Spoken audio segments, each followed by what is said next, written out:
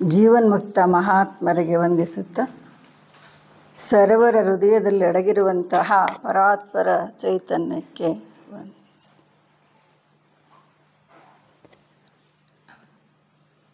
ಸಹೋದರರೇ ಹಾಗೂ ಸಹೋದರಿಯರೇ,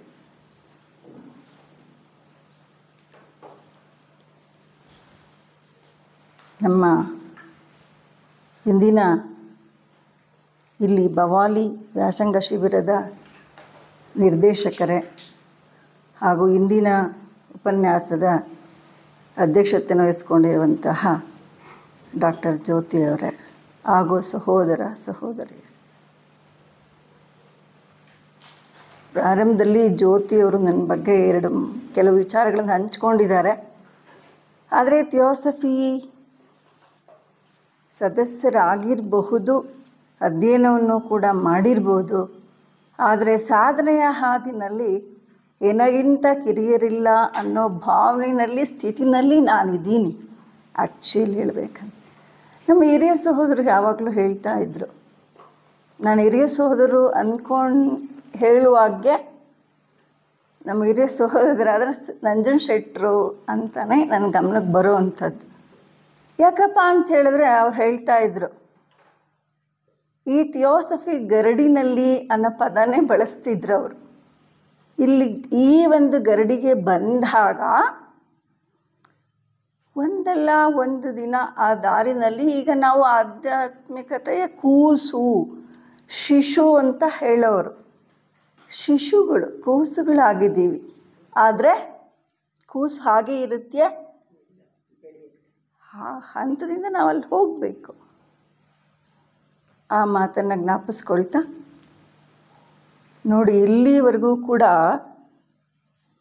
ಸಾಧನೆಯ ಹಾದಿನಲ್ಲಿ ಅಂದರೆ ಮೊಟ್ಟ ಮೊದಲನೇ ಗ್ರಂಥದ ಒಂದು ಸಾಧನೆಯ ಸ್ಥಿತಿನ ಬೆಳೆಸ್ಕೊಂಡಿರುವಂತಹ ದೀಕ್ಷಾ ಪಥದಲ್ಲಿ ಹೋಗ್ತಿರುವಂತಹ ದೀಕ್ಷಾ ದಾತರು ಅಂದರೆ ಮೊದಲನೇದಾಗಿ ವಿವೇಚನಾಯುಕ್ತನಾಗಿ, ವೈರಾಗ್ಯ ಮೂರ್ತಿಯಾಗಿ, ಸದಾಚಾರ ಸಂಪನ್ನನಾಗಿ, ಪ್ರೇಮಮಯಿಯಾಗಿ, ನಮ್ಮ ಹಿರಿಯ ಸೋದರ ಈ ಮಾತನ್ನು ಯಾವಾಗಲೂ ಹೇಳ್ತಾ ಇದ್ರು. ನಿಸ್ವಾರ್ಥ ಅನ್ನೋ ತಾಯ್ತವನ್ನು ಧರಿಸಬೇಕು ಅಂತ ಹೇಳೋರು ಯಾವಾಗ್ಲೂ. ಆ ಸ್ಥಿತಿನಲ್ಲಿ ಯಾವ ಸಭಾಂಗಣಕ್ಕೆ ಬಂದರು, ಯಾರಿಗೆ ಹೇಳ್ತಾ ಇದ್ದಾರೆ ಇದು? ಆ ದೀಕ್ಷೆಯನ್ನು ಹೊಂದುವಂತಹ ಹಂತದಲ್ಲಿರುವಂತಹ ಸಾಧಕನು. ದೀಕ್ಷಾ ಪದದ ಹಾದಿನಲ್ಲಿ ಯಾವ ಸಭಾಂಗಣಗಳನ್ನು ದಾಟಿ ಬಂದ ಅಂತ ನಾವು ಈಗ ತಾನೇ ತಿಳ್ಕೊಂಡ್ವಿ.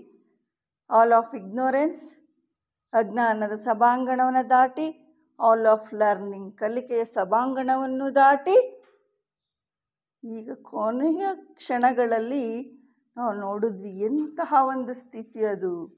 ಆಲ್ ಆಫ್ ವಿಸ್ಡಮ್, ಜ್ಞಾನದ ಸಭಾಂಗಣದಲ್ಲಿ ಅವನು ಮುಂದುವರೆದು ಈಗ ಎಲ್ಲಿ ಬಂದು ನಿಂತಿದ್ದಾನೆ?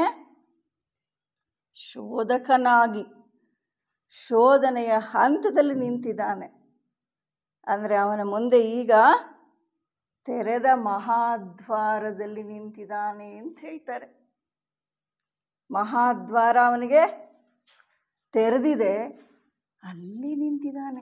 ಇಷ್ಟೊಂದು ಜರ್ನಿಯನ್ನು ಮಾಡ್ಕೊಂಡು ಬಂದಿದ್ದಾನ, ಈಗ ಅವನು ಮಹಾದ್ವಾರದಲ್ಲಿ ನಿಂತಿದ್ದಾನೆ. ದ್ವಾರ ತೆರೆದಿದೆ, ಅಲ್ಲಿ ಅವನಿಗೆ ಏನು ಪ್ರಶ್ನೆ ಬರ್ತೈತ, ಅವನ ಮುಂದೆ ಏನು ವಿಚಾರ ನಿಂತಿದೆ ಅನ್ನೋದನ್ನ ಅಲ್ಲಿ ಎಷ್ಟು ಚೆನ್ನಾಗಿ ಹೇಳ್ತಾರೆ ಅಂತ ಹೇಳಿದ್ರೆ, ನಾವು ಈ ಗ್ರಂಥವನ್ನು ಪಡೆದಿದ್ದೀವಿ. ಈ ಒಂದು ವಿಚಾರವನ್ನು ತಿಳ್ಕೊಳ್ಳೋದಕ್ಕೆ ಇದು ಯಾವ ಸ್ಥಳ? ಮಹಾತ್ಮರ ತಾಣ. ಸ್ವಾಮಿ ರಾಮ ಅವ್ರದ್ದು ಒಂದು ಗ್ರಂಥ ಇದೆ, living with the Himalayas masters ಅಂತೇಳಿ. ಹಿಮಾಲಯದ ಮಹಾತ್ಮರ ತಪ್ಪಲಲ್ಲಿ ಅಂತ ಹೇಳ್ತಾರೆ ಕನ್ನಡದಲ್ಲಿ ಪದನ. ತಪ್ಪಲಲ್ಲಿ ನಾವಿದ್ದೀವಿ. ಇಲ್ಲಿ ಕೂತು ಇಲ್ಲಿವರೆಗೂ ತಿಳ್ಕೊಂಡ್ವಿ ಈ ಗ್ರಂಥ ಹೇಗೆ ಬಂತು. ತಾಳೆಗರಿಯ ರೂಪದಲ್ಲಿದ್ದಂತಹ ವಿಚಾರವನ್ನು ನಮ್ಮ HPB ಮೇಡಮ್ನವರು ಅಮ್ಮನವರು ಈ ಪ್ರದೇಶದಲ್ಲಿ ಮಹಾತ್ಮರ ಜೊತೆಗೆ ಇದ್ದು ಆ ಗ್ರಂಥಗಳನ್ನು ಓಲೆಗರಿಯ ರೂಪದಲ್ಲಿದ್ದಂಥದ್ದನ್ನು ಹೇಗೆ ನಮ್ಮ ಈ ಗ್ರಂಥ ರೂಪವಾಗಿ ಬಂತು ಅನ್ನೋದನ್ನು ಆನಿ ಬೆಸೆಂಟ್ರವರು ಕೊಟ್ಟಿರುವಂತಹ ವಿಚಾರವನ್ನು ನಾವು ತಿಳ್ಕೊಂಡ್ವಿ. ಅಷ್ಟು ಅತ್ಯಮೂಲ್ಯವಾಗಿರುವಂತಹ ಈ ಗ್ರಂಥ ಮೌನವಾಣಿ ಮತ್ತು ವಾಯ್ಸ್ ಆಫ್ ದಿ ಸೈಲೆನ್ಸ್, ಮೌನದಲ್ಲಿನ ವಾಣಿ ಇದು. ಯಾವಾಗ ಕೇಳುತ್ತೆ ಅಂತ ಕೊನೆಯದಾಗಿ ಹೇಳಿದರು, ಸಪ್ತ ಸ್ವರಗಳ ಮೂಲಕ ನಿಶ್ಶಬ್ದದಲ್ಲಿನ ವಾಣಿ ನಮಗೆ ಕೇಳಿಸ್ತದ. ಯಾವ ರೀತಿ ಅವನಿಗೆ ಕೇಳಿಸ್ತದೆ ಅಂತ ಇಲ್ಲಿ ಹೇಳ್ತಾ ಹೋಗ್ತಾರೆ. ತೆರೆದ ಮಹಾದ್ವಾರದಲ್ಲಿ ನಿಂತಿದ್ದಾನೆ ಶೋಧಕ. ಆಗ ಅವನಿಗೆ ಪ್ರಶ್ನೆ ಹೇಳ್ತದಂತೆ, ಎರಡು ಮಾರ್ಗ ಇದು. ಆ ತೆರೆದ ಮಹಾದ್ವಾರದಲ್ಲಿ ಅವನಿಗೆ 2 ಮಾರ್ಗಗಳಿದೆ. ಅಲ್ಲಿ ಆರಿಸ್ಕೊಳ್ಬೇಕಾದಂತಹ ಆಯ್ಕೆ ಅವನದ್ದು. ಹೈ ಡಾಕ್ಟ್ರಿನ್ ಮತ್ತು ಆರ್ ಡಾಕ್ಟ್ರಿನ್ ಅಂತ ಹೇಳ್ತಾರೆ. ಕಣ್ಣಿನ ಸಿದ್ಧಾಂತ ಮತ್ತು ಹೃದಯ ಸಿದ್ಧಾಂತ. ಕಣ್ಣಿನ ಸಿದ್ಧಾಂತ ಅಂತ ಹೇಳಿದ್ರೆ ಈ ಸ್ಥೂಲ ದೃಷ್ಟಿಯಿಂದ ನೋಡುವಂತಹದ್ದು. ಹೃದಯ ಸಿದ್ಧಾಂತ ಅಂತ ಹೇಳಿದ್ರೆ ಆತ್ಮನ ದೃಷ್ಟಿಯಿಂದ ನೋಡುವಂತಹದ್ದು. ಅಲ್ಲಿ ಈ 2 ಮಾರ್ಗಗಳಲ್ಲಿ ಅವನಿಗೆ ಪ್ರಶ್ನೆ ಹೇಳ್ತದೆ, ತನ್ನ ಹಿಂದೆ ಉಳಿದುಕೊಂಡಿರುವವರ ಹಿತವನ್ನು ನಿರ್ಲಕ್ಷಿಸಿ ನಿರ್ವಾಣದ ಆನಂದದ ಕಡೆ ಮುಂದುವರಿಯುತ್ತಾನೋ. ಏನು ಹೇಳ್ತಾ ಇದೆ, ಏನು ಪ್ರಶ್ನೆ ಬರ್ತಾ ಇದೆ? ತನ್ನ ಹಿಂದೆ ಉಳ್ಕೊಂಡಿದ್ದಾರಲ್ಲ, ಭಗವಾನ್ ಬುದ್ಧರು ಇಂದಿಗೂ ಕೂಡ ಬರ್ತಾರೆ ವರ್ಷಕ್ಕೊಮ್ಮೆ. ಯಾತಕ್ಕೋಸ್ಕರ ಅವ್ರು ಹೇಳ್ತಾರೆ, ಒಬ್ಬ ಸಾಧಕ ಅಂದರೆ ಒಬ್ಬ ಜೀವಿ ಈ ಪ್ರಪಂಚದಲ್ಲಿ ಆಧ್ಯಾತ್ಮಿಕತೆಯ ಹಾದಿನಲ್ಲಿ ಸಾಗುವ ಒಂದು ದಾರಿನಲ್ಲಿ ಇದ್ದಾರೆ ಅಂದರೆ ಅಲ್ಲಿವರೆಗೂ ಕೂಡ ಸ್ವರ್ಗಲೋಕದ ವಾಸವನ್ನು ಕೂಡ ನಾನು ತ್ಯಜಿಸಿ ಬರ್ತೇನೆ ಅಂತ ಹೇಳಿ. ಅದಕ್ಕೆ ಅಲ್ಲಿ ಕೇಳ್ತಾ ಇದ್ದಾರೆ. ಅವನಿಗೆ ಆ ಪ್ರಶ್ನೆ ಹೇಳ್ತದೆ, ಹಿಂದೆ ಎಷ್ಟೋ ಜನ ಈ ದಾರಿನಲ್ಲಿ ಬರೋದಕ್ಕೆ ನೋಡಿ ನಾವೆಲ್ಲ ಹರಿಸ್ಕೊಂಡು ಬಂದಿದ್ದೀವಿ ಇಲ್ಲಿವರೆಗೂ ಕೂಡ. ಅಂಥವರನ್ನೇ ನನ್ನ ಹಿಂದೆ ಇನ್ನೂ ಆಧ್ಯಾತ್ಮಿಕತೆಯ ಹಾದಿನಲ್ಲಿ ಸಾಗುವವರು ನನ್ನ ಹಿಂದೆ ಇದ್ದಾರಲ್ಲ, ಅಂಥವ್ರ ಹಿತವನ್ನು ನಿರ್ಲಕ್ಷಿಸ್ಬಿಟ್ಟು ಅವ್ರ ಕಡೆ ಗಮನ ಕೊಡ್ದಿರಾ ಏನಾದರೂ ನೀನು ಮುಂದುವರಿತಾನೋ, ಅಥವಾ ವಸ್ತುಲಿನಿಂದ ಹಿಂದಿರುಗಿ ಪಥದಲ್ಲಿ ಇನ್ನೂ ಹತ್ತುತ್ತಿರುವವರಿಗೆ ಸಹಾಯ ಮಾಡುತ್ತಾನೋ. ಅದಕ್ಕೆ ಹೇಳ್ತಾರೆ, ನಾವು ಕೈ ಮೇಲೆ ಕೊಡಬೇಕಂದ್ರೆ ನಾವೇನು ಮಾಡಬೇಕು? ಇರೋರ ಕೈಯನ್ನು ಹಿಡಿಬೇಕು. ಇದೇ ನಮ್ಮ ಮುಂದೆ ಇರುವಂತಹ ಜ್ಞಾನ ಪಥದ ಹಾದಿ. ನಾವು ಹೋಗೋದಷ್ಟೇ ಅಲ್ಲ. ಕೆಳಗಿನವ್ರು ನೋಡಿ ಇಲ್ಲಿ ಇಷ್ಟೆಲ್ಲ ವ್ಯವಸ್ಥೆ ಮಾಡಿದ. ನನಗೆ ಅನ್ನಿಸ್ತಾ ಇತ್ತು, ಎಷ್ಟು ಅದ್ಭುತವಾಗಿ ವಿಶೇಷವಾಗಿ ಈ ಜ್ಞಾನ ಮಹಾಯಜ್ಞ ಕಾರ್ಯ ನಡೀತಾ ಇದೆ. ಇಲ್ಲಿ ಎಷ್ಟು ಜನ ಶ್ರಮಿಸ್ತಾ ಇದ್ದಾರೆ ಇದರಲ್ಲಿ ಗೊತ್ತಿಲ್ಲ. ಕಾಣದೇನೆ ಇಂತಹ ಮಹತ್ ಕಾರ್ಯದಲ್ಲಿ ಭಾಗವಹಿಸ್ತಾ ಇದ್ದಾರೆ. ಇದೆಲ್ಲವೂ ಕೂಡ ಈ ಹಾದಿನೇ. ಅದಕ್ಕಲ್ಲಿ ಏನು ಹೇಳ್ತಿದ್ದಾರೆ, ಅಂಥವ್ರ ಕಡೆ ಮುಂದುವರಿಯೋದಕ್ಕೆ ನಾನು ಹೋಗ್ತಾ ಇದ್ದಾನೋ, ಇನ್ನು ಹತ್ತುತ್ತಾ ಇರೋರಿಗೆ ಸಹಾಯ ಮಾಡ್ತಾನೋ, ತನ್ನ ಮಟ್ಟಿಗೆ ಮುಕ್ತಿಯನ್ನು ಸ್ವೀಕರಿಸುತ್ತಾನೋ, ಪ್ರಪಂಚಕ್ಕೆ ಸಹಾಯ ಮಾಡುವುದಕ್ಕೋಸ್ಕರ ಹಿಂದೆ ನಿಲ್ಲುತ್ತಾನೋ. ಇದೆಲ್ಲ ಪ್ರಶ್ನೆ ನನಗೆ ಬರ್ತದೆ. ಹೇಳೋರು ಇನ್ನೂ ಕೂಡ ನಮ್ಮ ಹಿರಿಯರು ಯಾವಾಗಲೂ ಆಶ್ಚರ್ಯ ಆಗ್ತೈತೆ ನಮ್ಗೆ ಕೇಳ್ತಾ ಇದ್ರೆ. ಪ್ರಾರಂಭದಲ್ಲಿ ಇನ್ನೂ ಕೆಲವರು ಹಿಮಾಲಯದ ತಪ್ಪಲಲ್ಲಿ ಒಂಟಿ ಕಾಲಲ್ಲಿ ನಿಂತ್ಕೊಂಡು ತಪಸ್ಸನ್ನ ಮಾಡ್ತಾ ಇದ್ದಾರೆ. ಯಾತಕ್ಕೋಸ್ಕರ? ತನಗೆ ಮೋಕ್ಷ ಬೇಕು ಅಂತೇಳಿ ಒಂಟಿ ಕಾಲಲ್ಲಿ ತಪಸ್ಸನ್ನು ಮಾಡ್ತಾ ಇದ್ದಾರೆ ನಿಂತ್ಕೊಂಡು. ಆದರೆ ಅವರು ಯಾವುದನ್ನ ಆರಿಸ್ಕೊಂಡಿದ್ದಾರೆ? ಅಪೇಕ್ಷೆ, ತಾನು ಹೋಗಬೇಕು ಅನ್ನೋದನ್ನು. ಆದರೆ ಇಲ್ಲಿ ಹೇಳ್ತಾರೆ, ಓ ಕರುಣೆಯನ್ನು ಉಪದೇಶಿಸುವ ಬೋಧಕನೇ, ನೀನು ಈಗ ಇತರ ಮನುಷ್ಯರಿಗೆ ದಾರಿಯನ್ನು ತೋರು. ಇನ್ನು ಎಷ್ಟೊಂದು ಯೋಗ ಮಾರ್ಗದಲ್ಲಿ ಪ್ರವೇಶ ಮಾಡೋದಕ್ಕೆ ದಾರಿನಲ್ಲಿ ಬರ್ತಾ ಇದ್ದಾರೆ. ಎಲ್ಲಿದೆ ದಾರಿ? ಎಲ್ಲಿಂದ ಇದೆ ಪ್ರಯಾಣ? ಇನ್ನರ್ ಜರ್ನಿ ನಮ್ಮದು. ಆ ದಾರಿನಲ್ಲಿ ಬರ್ತಾ ಇರುವಂತರಿಗೆ ಯಾರು ಹೇಳಿ ಕರುಣೆಯನ್ನು ಉಪದೇಶಿಸುವ ಬೋಧಕನೇ. ಈಗ ಇತರ ಮನುಷ್ಯರಿಗೆ ದಾರಿಯನ್ನು ತೋರು. ಹೇಗೆ?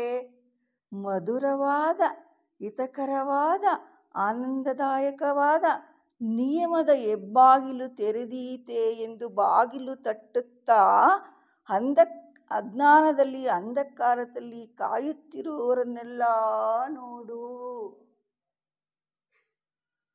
ಯಾರನ್ನ ನೋಡ್ಬೇಕು? ನೋಡಿ, ಎಂತಹ ಒಂದು ಅವಕಾಶ ನಮ್ಗೆ ಇದೆ ಇವತ್ತು. ಅಂಥವ್ರನ್ನ ನೀವು ನೋಡ್ತಾ ಇರಬೇಕು. ಮಧುರವಾಗಿರುವಂತಹ, ಹಿತಕರವಾದ, ಆನಂದದಾಯಕವಾದಂತಹದ್ದು ಬ್ಲಿಸ್ ಇದೆ. ಹ್ಯಾಪಿ, ಜಾಯ್, ಬ್ಲಿಸ್ ಅಂತ ಹೇಳ್ತಾರೆ.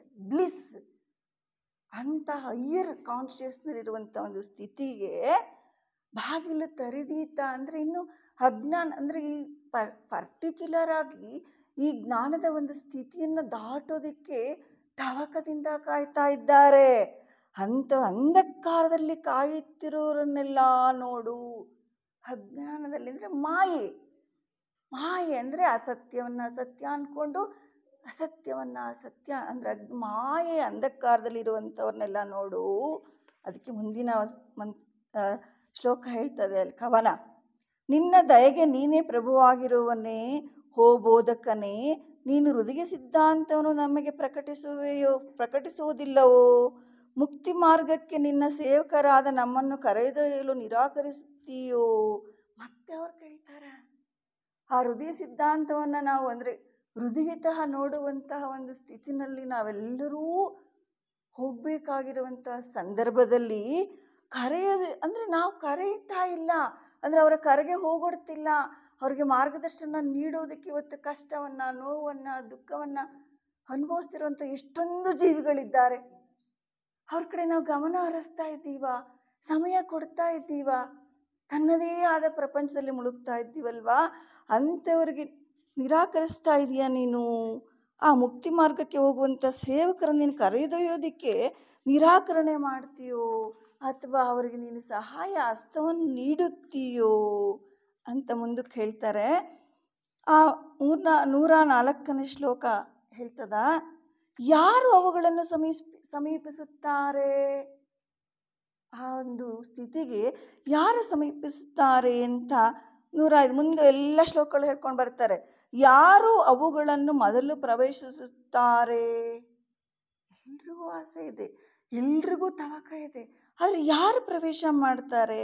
ರಹಸ್ಯ ಹೃದಯದ ಬಗ್ಗೆ ಸತ್ಯವನ್ನು ತೆರೆದಿಟ್ಟಿರುವವರ ಒಂದರಲ್ಲೇ ಇರುವ 2 ಮಾರ್ಗಗಳನ್ನು, ಸಿದ್ಧಾಂತವನ್ನು ಯಾರು ಮೊದಲು ಆಲಿಸುತ್ತಾರೆ?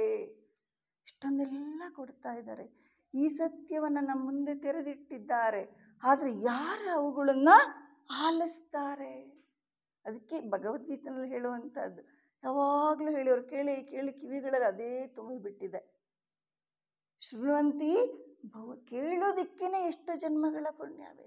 ಎಷ್ಟೊಂದು ಜನ ಇದ್ದಾರೆ, ಎಷ್ಟು ಜನ ನಾವು ಅಲ್ಲಿಗೆ ಬಂದಿದ್ದೇವೆ, ಮಾತಾಡ್ಕೊಳ್ತಾ ಇದ್ರು, ಇಲ್ಲಿಗೆ ಬರೋಣ ಅಂತಿದ್ರು. ಇದೇ ಅಂದ್ರೆ ಅವರ ಯೋಚನಾ ಲಹರಿ ಇದೇ. ಇದ್ರಲ್ಲಿ ಬೇರೆ ನೋಡಿದ್ದೀವಿ, ಹೋಗಿದ್ದೀವಿ, ಇದ್ರ ಬದಲಿಗೆ ಇನ್ನೊಂದು ಕಡೆ ಹೋಗಿ ಬರುವಂತಹ ಒಂದು ಅವಕಾಶ ಇದೆಯಿಲ್ಲ ಅನ್ನೋ ಒಂದು ಮನಸ್ಥಿತಿನಲ್ಲಿ ಇರೋರು ಇದ್ದಾರೆ. ಅದರಿಂದ ಎಷ್ಟು ಜನ ಬಂದಿದ್ದೇವೆ, ಎಷ್ಟು ಜನ ಇದನ್ನ ಆಲಿಸೋದಕ್ಕೆ ಅವಕಾಶವನ್ನು ಪಡ್ಕೊಂಡಿದ್ದಾರೆ. ಅಲ್ಲಿ ಸಿಗಬಹುದು, ಬೇರೆ ನೋಡಬಹುದು, ಆದರೆ ಇಂತಹ ಒಂದು ಅವಕಾಶ ಇಲ್ಲಿ ಮಹಾತ್ಮರ ಸನ್ನಿಧಿನಲ್ಲಿ ನಾವು ಪಡಿತಾ ಇದ್ದೀವಿ, ತಿಳ್ಕೊಳ್ತಾ ಇದ್ದೀವಿ ಅಂತ ಹೇಳಿದ್ರೆ ಅದಕ್ಕೆ ಯಾರು ಇವುಗಳನ್ನ ಆಲಿಸ್ತಾರೆ ಅಂತ ಒಂದು ಕೇಳ್ತಾ ಹೋಗ್ತಾರೆ. ಮುಂದಿನ ಶ್ಲೋಕದಲ್ಲಿ ಎಂತಹ ಪದಗಳನ್ನ ಬಳಸ್ತಾ ಇದ್ದಾರೆ. ಅಯ್ಯೋ ಅಯ್ಯೋ, ಎಲ್ಲ ಮಾನವರು ಆಲಯವನ್ನು ಹೊಂದಿದ್ದರೂ ಪರಮಾತ್ಮನಲ್ಲಿ ಒಂದಾಗಿದ್ದರೂ ಆ ಆಲಯದಿಂದ ಹೆಚ್ಚು ಪ್ರಯೋಜನವನ್ನು ಪಡೆಯುತ್ತಿಲ್ಲವಲ್ಲ. ಎಂತಹ ಗೋಗರಿಯುವಂತಹ ಒಂದು ಸ್ಥಿತಿ. ನಾವೆಲ್ಲರೂ ಪರಮಾತ್ಮನ ಮಕ್ಕಳು, ಆ ಜ್ಞಾನವನ್ನು ಹೊಂದುವಂಥವ್ರು, ಆದ್ರೆ ಏನ್ ಮಾಡ್ತಾ ಇದ್ದೀವಿ? ಅಯ್ಯೋ, ಎಷ್ಟು ರಿಕ್ವೆಸ್ಟ್, ಹಂಬಲ್ ರಿಕ್ವೆಸ್ಟ್ ಅಂತಾರೆ. ಅಯ್ಯೋ ಅಯ್ಯೋ, ಎಲ್ಲ ಮಾನವರು ಅಷ್ಟೊಂದು ಸ್ಥಿತಿಯನ್ನು ಹೊಂದಿದ್ದರೂ ಪರಮಾತ್ಮನಲ್ಲಿ ಒಂದಾಗಿದ್ದರು. ಏನ್ ಹೇಳ್ತದೆ ಹಿಂದೂ ಮತರ ಪ್ರಾರ್ಥನೆ? ಏಕೋ ದೇವ ಸರ್ವ ಭೂತೇಶು ಗೂಢ. ಒಬ್ಬನೇ ದೇವರು ಎಲ್ಲರಲ್ಲಿಯೂ ಒಡಗಿದ್ದಾನೆ. ನಾವು ಈ ಕೂತಿದ್ದೀವಿ, ಈ ಸ್ಥಿತಿನಲ್ಲಿ ಇದ್ರಂದ್ರೆ ಆ ಅಂಶ ಇರೋದಕ್ಕನೆ. ಅದಕ್ಕೆ ಹೇಳ್ತಾರೆ, ಅಂತಹ ಸ್ಥಿತಿನ ಪರಮಾತ್ಮಲ್ಲಿ ಒಂದಾಗಿದ್ದರೂ ಆ ಆಲಯದಿಂದ ಹೆಚ್ಚು ಪ್ರಯೋಜನವನ್ನು ಪಡೆಯುತ್ತಿಲ್ಲವಲ್ಲ. ಅಲ್ಲೇ ಇದ್ದೀವಿ. ಕಸ್ತೂರಿ ಮೃಗದ ಉದಾಹರಣೆ ಕೊಡೋರು ನಮ್ಮ ಹಿರಿಯರು. ಅದರ ಜೊತೆಯಲ್ಲೇ ಇದೆ ಕಸ್ತೂರಿ ಮೃಗದಲ್ಲಿ ಸುವಾಸನೆ. ಆದ್ರೆ ಎಲ್ಲಿಂದ ಬರ್ತಾ ಇದೆ ಅಂತ ಅದು ಗಮನಿಸ್ತಾನೇ ಇಲ್ವಂತ ಹೊರಗಡೆ ನೋಡ್ತಾ ಇದೆಯಂತೆ. ಹಾಗೆ ಯಾರೂ ಕೂಡ ಅದರ ಆಲಯದ ಹೆಚ್ಚು ಪ್ರಯೋಜನವನ್ನು ಪಡೆಯುತ್ತಿಲ್ಲವಲ್ಲ. ಪ್ರಯೋಜನ ಪಡ್ಕೊಳ್ತಾ ಇಲ್ವಲ್ಲ. ಆ ಶಕ್ತಿ ನನ್ನೊಳಗೆ ಇದೆ, ನನ್ನಲ್ಲೇ ಇದೆ, ಆ ಆಲಯದಲ್ಲೇ ಇದ್ದೀವಿ, ಆದ್ರೆ ಪ್ರಯೋಜನವನ್ನ ಪಡೀತಾ ಇಲ್ವಲ್ಲ ಅಂತ ಹೇಳ್ತಾರೆ ಮುಂದಿನ ಶ್ಲೋಕದಲ್ಲಿ. ಎಂತಹ ದೌರ್ಭಾಗ್ಯ! ಎಂತ ಅಲ್ಲೇ ಇದ್ದೀವಿ, ಆದ್ರೆ ಅದನ್ನು ಪಡ್ಕೊಳ್ತಾ ಇಲ್ವಲ್ಲ. ಸತ್ಯವನ್ನು ಕಲಿಯುವ ಅಮೂಲ್ಯವಾದ ವರದಿಂದ ಅಸ್ತಿತ್ವದಲ್ಲಿರುವ ವಸ್ತು ವಿಷಯಗಳ ಸರಿಯಾದ ಗ್ರಹಿಕೆಯಿಂದ ಅಸ್ತಿತ್ವದಲ್ಲಿರುವುದರ ಬಗ್ಗೆ ತಿಳುವಳಿಕೆಯಿಂದ ಪ್ರಯೋಜನ ಪಡೆಯದಿರುವವರ ಸಂಖ್ಯೆ ಎಷ್ಟು ಅಲ್ಪ. ಅಷ್ಟೊಂದಿದೆ. ಏನಿದೆ? ದೌರ್ಭಾಗ್ಯದ ಸ್ಥಿತಿ ಅಂತ ಹೇಳ್ತಾರೆ ನಮ್ಮನ್ನು. ಇದಕ್ಕಿಂತ ಇನ್ನು ಹೇಗೆ ವಿಚಾರವನ್ನ ಕೊಡ್ಲಿಕ್ಕೆ ಸಾಧ್ಯ? ಆ ಪರಮಗುರು ಚರಣ ಸನ್ನಿಧಿ ಯಾರು ಕೊಟ್ಟಿರುವಂಥದ್ದು ಹೇಳ್ತಾರೆ. ಇದು ನನ್ನ ಗುರುದೇವನ ವಾಕ್ಯಗಳು ಅಂತ ಪ್ರಾರಂಭ ಮಾಡ್ತಾರೆ. ಅದರಲ್ಲಿ ಇಂಟ್ರೊಡಕ್ಷನ್ ಅಲ್ಲಿ ಗುರುದೇವರೇ ಕೊಟ್ಟಿರುವಂತಹ ವಾಕ್ಯಗಳು. ಅಂತಹ ಎಂತಹ ದೌರ್ಭಾಗ್ಯದ ಸ್ಥಿತಿ ನಮ್ಮದ್ದು. ಅಂತಹ ಸತ್ಯವನ್ನು ಕಲಿಯುವ ಅಮೂಲ್ಯವಾದ ವರದಿಂದ ಅಂಥ ವರ ಇದೆ ನಮಗೆ. ಆದರೆ ನಾವೇನು ಮಾಡ್ತಾ ಇದ್ದೀವಿ? ಬರೀ ವಸ್ತು, ವಿಷಯ, ವ್ಯಕ್ತಿ ಇವುಗಳಲ್ಲೇ ಮುಳುಗ್ಬಿಟ್ಟಿದ್ದೀವಲ್ವಾ. ಇದರಿಂದ ಅದನ್ನು ಪಡಿತಾ ಇರುವಂಥವರ ಸಂಖ್ಯೆ ಎಷ್ಟು ಕಡಿಮೆ ಇದೆ. ಯಾತಕ್ಕೋಸ್ಕರ ಇಲ್ಲಿ ನಾವು ಅಂದರೆ ಕಣ್ಣಿನ ಸಿದ್ಧಾಂತ, ಅಂದರೆ ಕಣ್ಣಂದರೆ ಸ್ಥೂಲತಃ ಏನನ್ನ ನೋಡ್ತೀವೋ ತಿಳ್ಕೊಳ್ತೀವೋ ವ್ಯಕ್ತಿಯಿಂದ, ವಸ್ತುಗಳಿಂದ, ವಿಷಯಗಳಿಂದ, ಇಷ್ಟರಲ್ಲೇ ನಾವು ಇದನ್ನ ಕಣ್ಣಿನ ಅಂದರೆ ಸ್ಥೂಲತಃ ತಿಳ್ಕೊಳ್ತಿದ್ದೀವಲ್ವಾ. ಹೃದಯತಃ ಈ ಸತ್ಯವನ್ನ, ಈ ಅವಕಾಶವನ್ನ ನಾವು ಯಾಕೆ ಪಡೀತಾ ಇಲ್ಲ ಅಂತ ಮುಂದಕ್ಕೆ ಹೇಳ್ತಾರೆ. ಸಮಸ್ತ ಜೀವ ಚೈತನ್ಯವನ್ನು ಒಳಗೊಂಡಿರುವ ಈಶ್ವರನ ಬಗ್ಗೆ ದೀಕ್ಷಿತನ ತಿಳುವಳಿಕೆಯನ್ನು ಪಡೆದುಕೊಳ್ಳಬೇಕು. ಅದಕ್ಕೆ ವಿಶ್ವರೂಪ ದರ್ಶನ ಅಂತಕ್ಕದ್ದು ಹೇಳ್ತಾ ಇದ್ರು. ಎಲ್ಲ ಹೃದಯದಲ್ಲಿ ಇರುವಂಥ ಭಗವಂತನನ್ನ ದರ್ಶಿಸೋದೇ ವಿಶ್ವರೂಪ ದರ್ಶನ. ಎಲ್ಲರಲ್ಲೂ ಎಲ್ಲೆಲ್ಲೂ ಇರುವಂತಹ, ಎಲ್ಲರಲ್ಲಿಯೂ ಎಲ್ಲದರಲ್ಲಿಯೂ ಇರುವಂತಹ ಆ ಸತ್ಯವನ್ನು ಗುರುತಿಸ್ಬೇಕು, ಅದನ್ನ ಪಡ್ಕೊಳ್ಬೇಕು.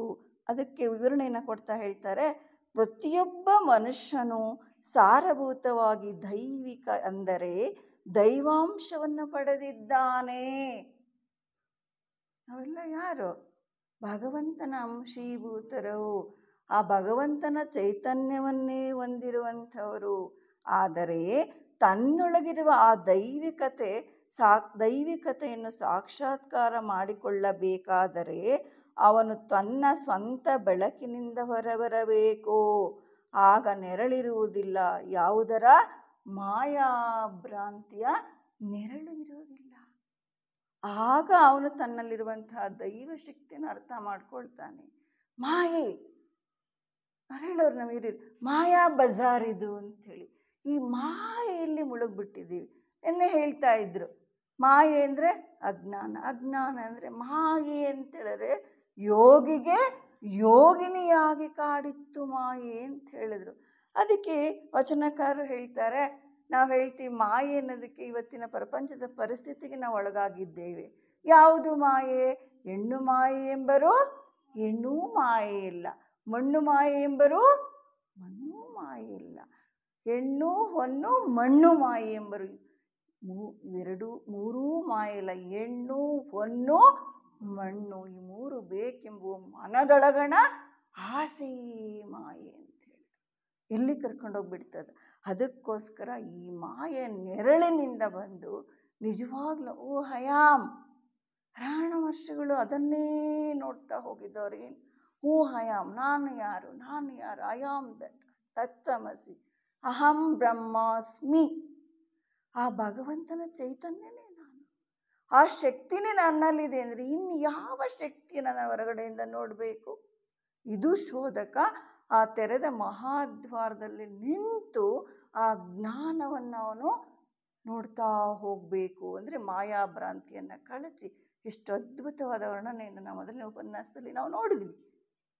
3 ಸಭಾಂಗಣವನ್ನು ದಾಟ್ಬಿಟ್ಟಿದ್ದಾನೆ ಈಗಾಗಲೇ. ಈ ಸಾಧಕ ಇವನು ಅಲ್ಲಿ ನಿಂತಿರೋ ಅವ್ರಿಗೆ ಹೇಳ್ತಾ ಇರುವಂಥ ಆ ಶಿಷ್ಯನನ್ನು ಮುಂದಕ್ಕೆ ಕರ್ಕೊಂಡು ಹೋಗ್ತಿರೋ 4ನೇ ದೀಕ್ಷೆ ಹಂತದವರೆಗೂ ಕೂಡ ಈ ಗ್ರಂಥ ತಲುಪಿಸ್ತದೆ. ಅಂದರೆ ಅಲ್ಲಿ ಕರ್ಕೊಂಡೋಗಿ ಬಿಡ್ತದೆ. ಅಂದರೆ ಓದಿದ್ರೆ ಕೇಳಿದ್ರೆ ಅಲ್ಲ, ಆ ರೀತಿ ಅನುಷ್ಠಾನ ಪ್ರತಿಯೊಬ್ಬರ ಹಾದಿನೂ ಜರ್ನಿನೂ ಇದೆ.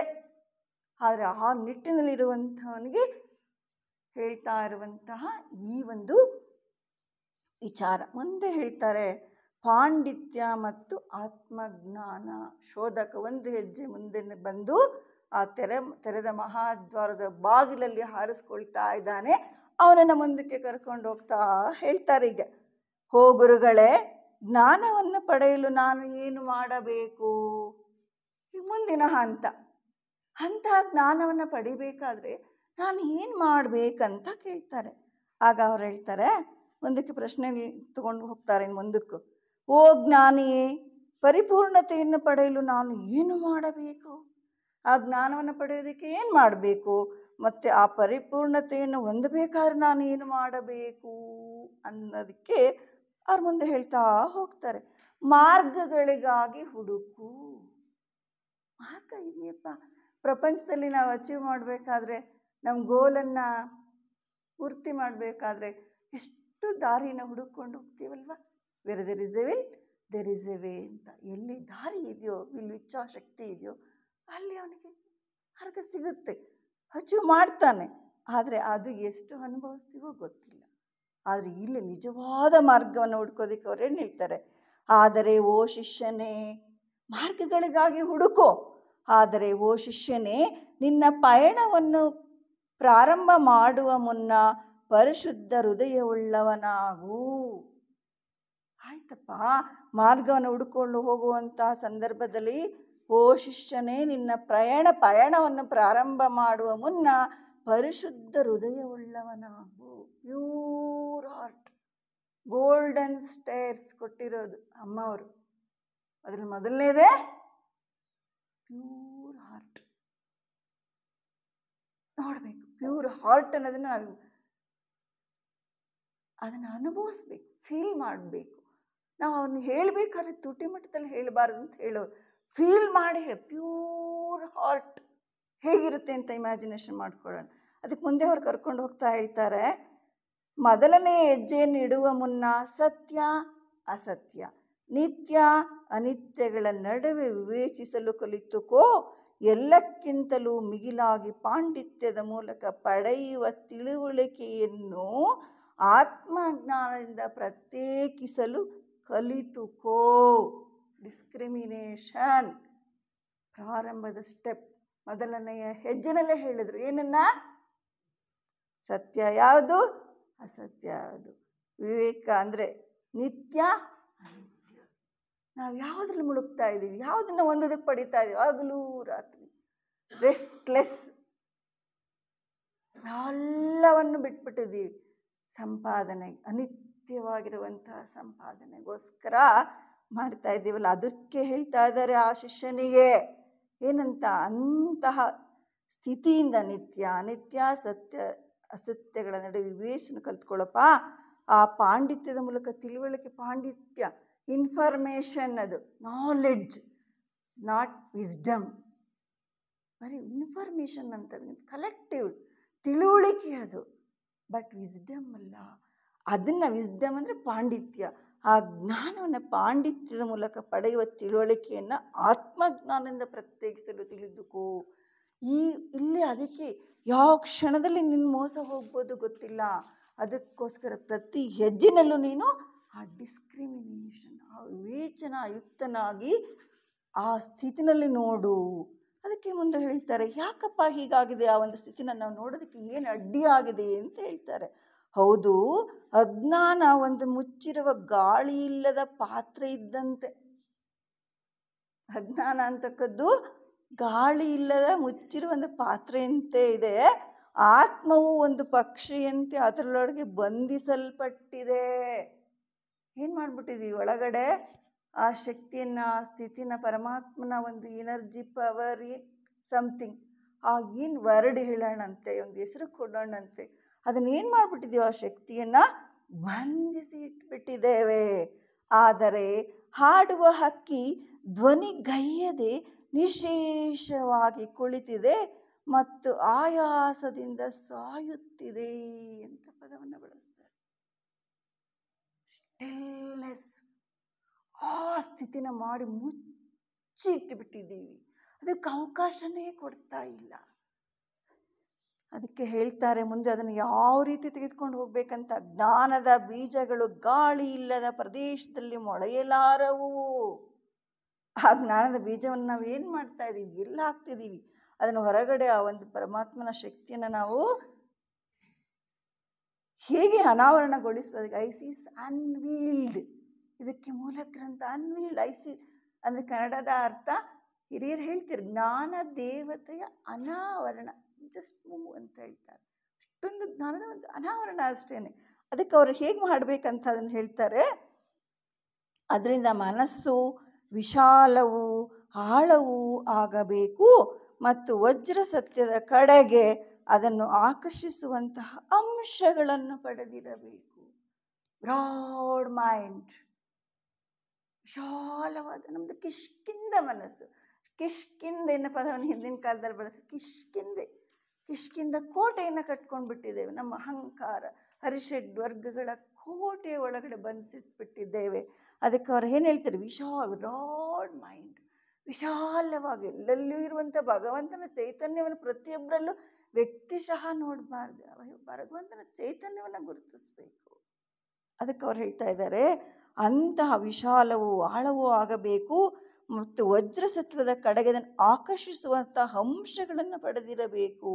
ವಜ್ರಸತ್ವ ಅನ್ನೋದಕ್ಕೆ ಭಗವಾನ್ ಬುದ್ಧರ ಒಂದು ಒಡೆಯ, ಅಂದರೆ ವಜ್ರಸತ್ವ ಎಂಬುದು ಸಮಸ್ತ ಗುಪ್ತ ಜ್ಞಾನದ ಒಡೆಯನಾದ ಪರಮಶ್ರೇಷ್ಠನಾದ ಬುದ್ಧನ ಒಂದು ಬಿರುದು. ವಜ್ರ ಅಂದರೆ ಡೈಮಂಡ್ ಅಂದರೆ ಗಟ್ಟಿ ಅಲ್ವಾ, ಅದನ್ನು ಶೇಕ್ ಮಾಡಲಿಕ್ಕೆ ಸಾಧ್ಯ ಇಲ್ಲ. ಅಂತಹ ಒಂದು ಸ್ಥಿತಿ ಅದು. ಅಂತಹ ಸ್ಥಿತಿ ವಜ್ರಸತ್ವದ ಕಡೆಗೆ ಅದನ್ನು ಆಕರ್ಷಿಸುವಂತಹ ಅಂಶಗಳನ್ನು ಪಡೆದಿರಬೇಕು. ಅಂದರೆ ಮನಸ್ಸು ವಿಶಾಲವಾಗಬೇಕಂದ್ರೆ ಹೇಳ್ತಾರೆ, HV ಒಂದು ಕಡೆ ಹೇಳ್ತಾರೆ ಗಂತಲ್ಲಿ, ಅನ್ಶೇಕಬಲ್ ಆರ್ ಮನಿ, ಶೇಕ್ ಟಚ್ ಮಾಡೋಕ್ಕಾಗಲ್ಲ.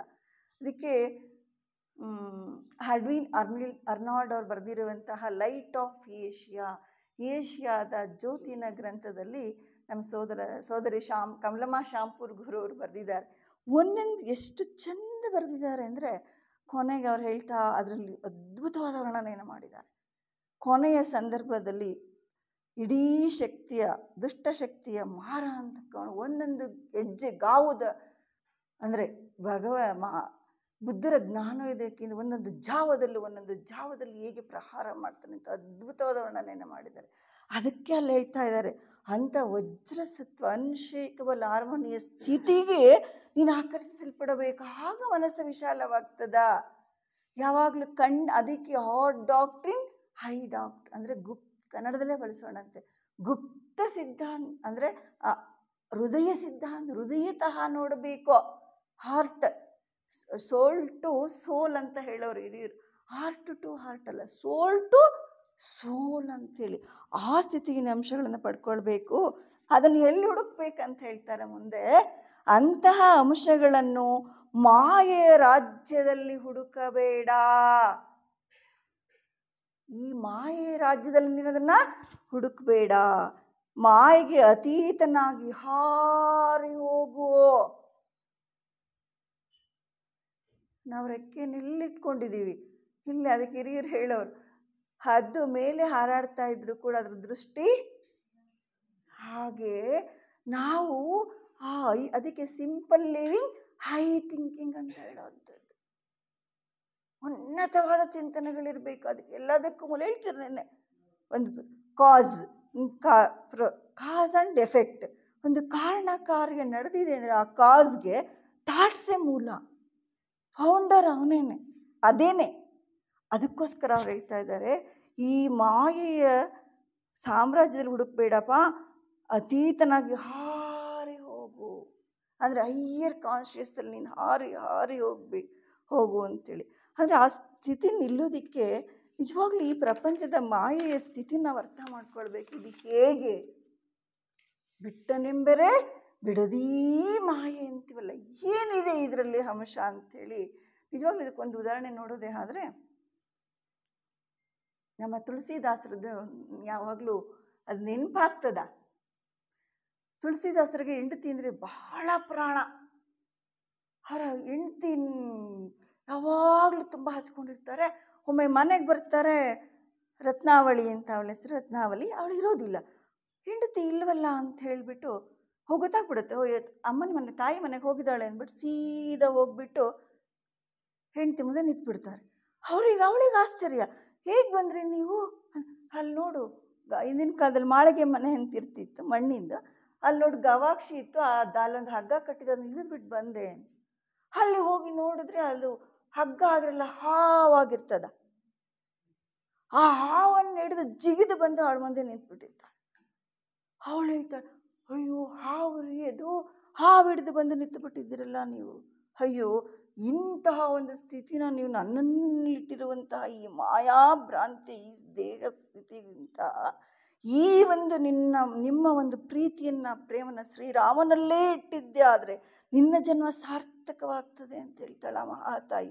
ಆ ಕ್ಷಣನೇ ಅವ್ರಿಗೆ ಜ್ಞಾನೋದಯ ಆಗಿಬಿಟ್ಟು ಅವಳಿಗೆ ನಮಸ್ಕಾರ ಮಾಡಿ, ನೀನೇ ನನ್ನ ಗುರು ಅಂತ ಸೀದಾ ಹೊರಟೋಗ್ಬಿಡ್ತಾರೆ. ಆಮೇಲೆ ಅವರು ತುಳಸಿದಾಸರಾಗಿ ತುಳಸಿ ರಾಮಾಯಣವನ್ನು ರಚಿಸಿದಂಥ ಮಹಾನ್ ಶ್ರೇಷ್ಠ ದಾಸವರಣ್ಯರಾಗ್ತಾರೆ ಅವರು.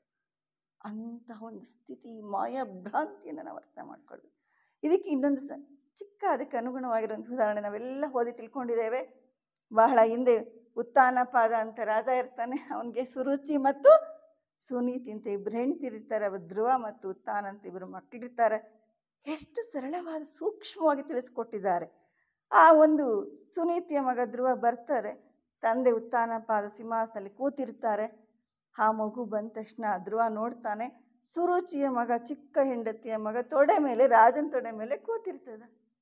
ಆಗ ಆ ಮಗುಗೆ ಆಸೆ ಆಗ್ತದೆ ಧ್ರುವನಿಗೆ, ನಾನು ಅಪ್ಪನ ತೊಡೆ ಮೇಲೆ ಕೂತ್ಕೊಳ್ಬೇಕು ಅಂತೇಳಿ ಹೋದಾಗ ಅಲ್ಲಿ ಅರಮನೆಯಲ್ಲಿದ್ದಂಥ ಎಲ್ಲ, ನೀನು ಅಲ್ಲಿ ಕೂತ್ಕೊಳ್ಳೋಕೆ ಯೋಗ್ಯತೆ ಇಲ್ಲ, ಅರ್ಹತೆ ಇಲ್ಲ ಅಂತ ಹೇಳ್ಕೊಂಡು ಹೋಗ್ಬಿಟ್ಬಿಡ್ತಾರೆ ಆ ಮಗು ತುಂಬ ದುಃಖಪಟ್ಟು ಮನೆಗೆ ಹೋಗ್ತದೆ. ಮನೆಗೆ ಹೋಗಿ ಅಮ್ಮ ಸಪ್ಪಗಿರ್ತದೆ ಮಗು. ಯಾಕಪ್ಪ ಅಂತ ಕೇಳಿದಾಗ ಅಲ್ಲಿದ್ದಂತಹ ಪರಿಚಾರಿಕೆಯರು ರಾಣಿಯ ಅರಮನೆಯಲ್ಲಿ ಇದ್ದ ವಿಚಾರವನ್ನು ಹೇಳ್ತಾರೆ. ಆಗ ಮಹಾತಾಯಿ ಮಾಯಾಭ್ರಾಂತಿಯ ಸತ್ಯವನ್ನು ಆ ಚಿಕ್ಕ ಮಗುಗೆ ಹೇಳ್ತದ.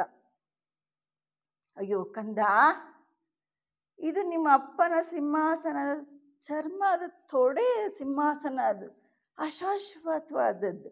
ಈ ಕ್ಷಣ ನಿಮ್ಮ ಅಪ್ಪ ಹೊರಟೋಗ್ಬಿಡ್ಬೋದು, ಆದರೆ ಪರಮಾತ್ಮನ ಸಿಂಹಾಸನ ಅವನ ತೊಡೆ ಮೇಲೆ ಇರಪ್ಪ, ಅದು ಅನಂತ ಅತ್ಯಂತ ನಿಶ್ಚಲವಾದಂಥ ಶಾಶ್ವತವಾದ ಸ್ಥಿತಿ ಅದು.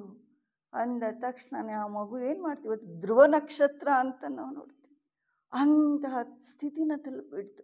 ಅದನ್ನಲ್ಲಿ ಹೇಳ್ತಾ ಇದ್ದಾರೆ, ಈ ಮಾಯಾಭ್ರಾಂತಿಯ ಸ್ಥಿತಿಯಿಂದ ಆ ದೃಢ ನಿಶ್ಚಲ ಸ್ಥಿತಿಗೆ ಒಂದು ಭ್ರಾಂತಿಜನ್ಯವಾದ ಸಲಹೆಗಳನ್ನು ನಂಬಬೇಡ. ಯಾವ ಸಲಹೆಗಳನ್ನು ನಂಬ್ತಾ ಇದೀವಿ ನಾವು, ಅದನ್ನು ನಂಬಬೇಡ. ಸತ್ ಎಂಬುದು ನಿತ್ಯವೂ ನಿರಪೇಕ್ಷವಾದ ಯಥಾರ್ಥವಾದ ಸತ್ಯ, ಉಳಿದುದೆಲ್ಲವೂ ಮಾಯೆ. ಮಾಯೆ ಅಂದರೆ ಈ ಕ್ಷಣ ಇದ್ದು ಇನ್ನೊಂದು ಕ್ಷಣಕ್ಕೆ ಇಲ್ಲದ ಅನಿತ್ಯ ಸ್ಥಿತಿ. ಈ ಅನಿತ್ಯ ಸ್ಥಿತಿನ ನೀನು ಹಿಡ್ಕೊಂಡು ಕೂತಿದ್ದೀಯಲ್ಲಪ್ಪ. ಯಾವ ಕ್ಷಣ ಭಂಗುರ ಅಂತ ಹೇಳ್ತಾರೆ ಶಂಕರಾಚಾರ್ಯರು, ಯಾವ ಕ್ಷಣ ಜಾರಿ ಹೋಗ್ತದೋ ಗೊತ್ತಿಲ್ಲ. ಅಂಥ ಸ್ಥಿತಿಯಿಂದ ನೀನು ಇದಕ್ಕೆಲ್ಲ ಕಾರಣ ಅಂತ ಮುಂದಿನ ಕವನದಲ್ಲಿ ಹೇಳ್ತಾರೆ. ಮನಸ್ಸು ಒಂದು ಕನ್ನಡಿ ಇದ್ದಂತೆ, ಅದು ಪ್ರತಿಬಿಂಬಿಸುತ್ತಿರುವಾಗಲೇ ಧೂಳು ಶೇಖರಿಸುತ್ತದೆ ಅಂತ ಹೇಳ್ತಾರೆ. ಕನ್ನಡಿ ಧೂಳು ಒರೆಸ್ಬೇಕಲ್ವ, ಆದರೆ ಈ ಮನಸ್ಸು ಅನ್ನೋದೊಂದು ಕನ್ನಡಿ ಇದ್ದಂಗಪ್ಪ, ಅದನ್ನು ಒಳ್ಳೆಯದನ್ನು ಪ್ರತಿಬಿಂಬಿಸೋ ಅನ್ನೋಷ್ಟೊತ್ತಿಗೆ ಮತ್ತೆ ಧೂಳು ಆವರಿಸ್ಬಿಡುತ್ತೆ. ಅಂದರೆ ಮಾಯೆಯ ಆವರಣ. ಅದಕ್ಕೆ ರಾವಣನ ಉದಾಹರಣೆ ನಾವು ನೋಡಿ, ಮಾಯಾ ಅಂತ ಅಬ್ಬರಿಸ್ಬಿಡ್ತಾನೆ ಕೊನೆಗೆ. ಆಗ ಅವನಿಂದ ಬಿಟ್ಟು ಮಾಯೆ.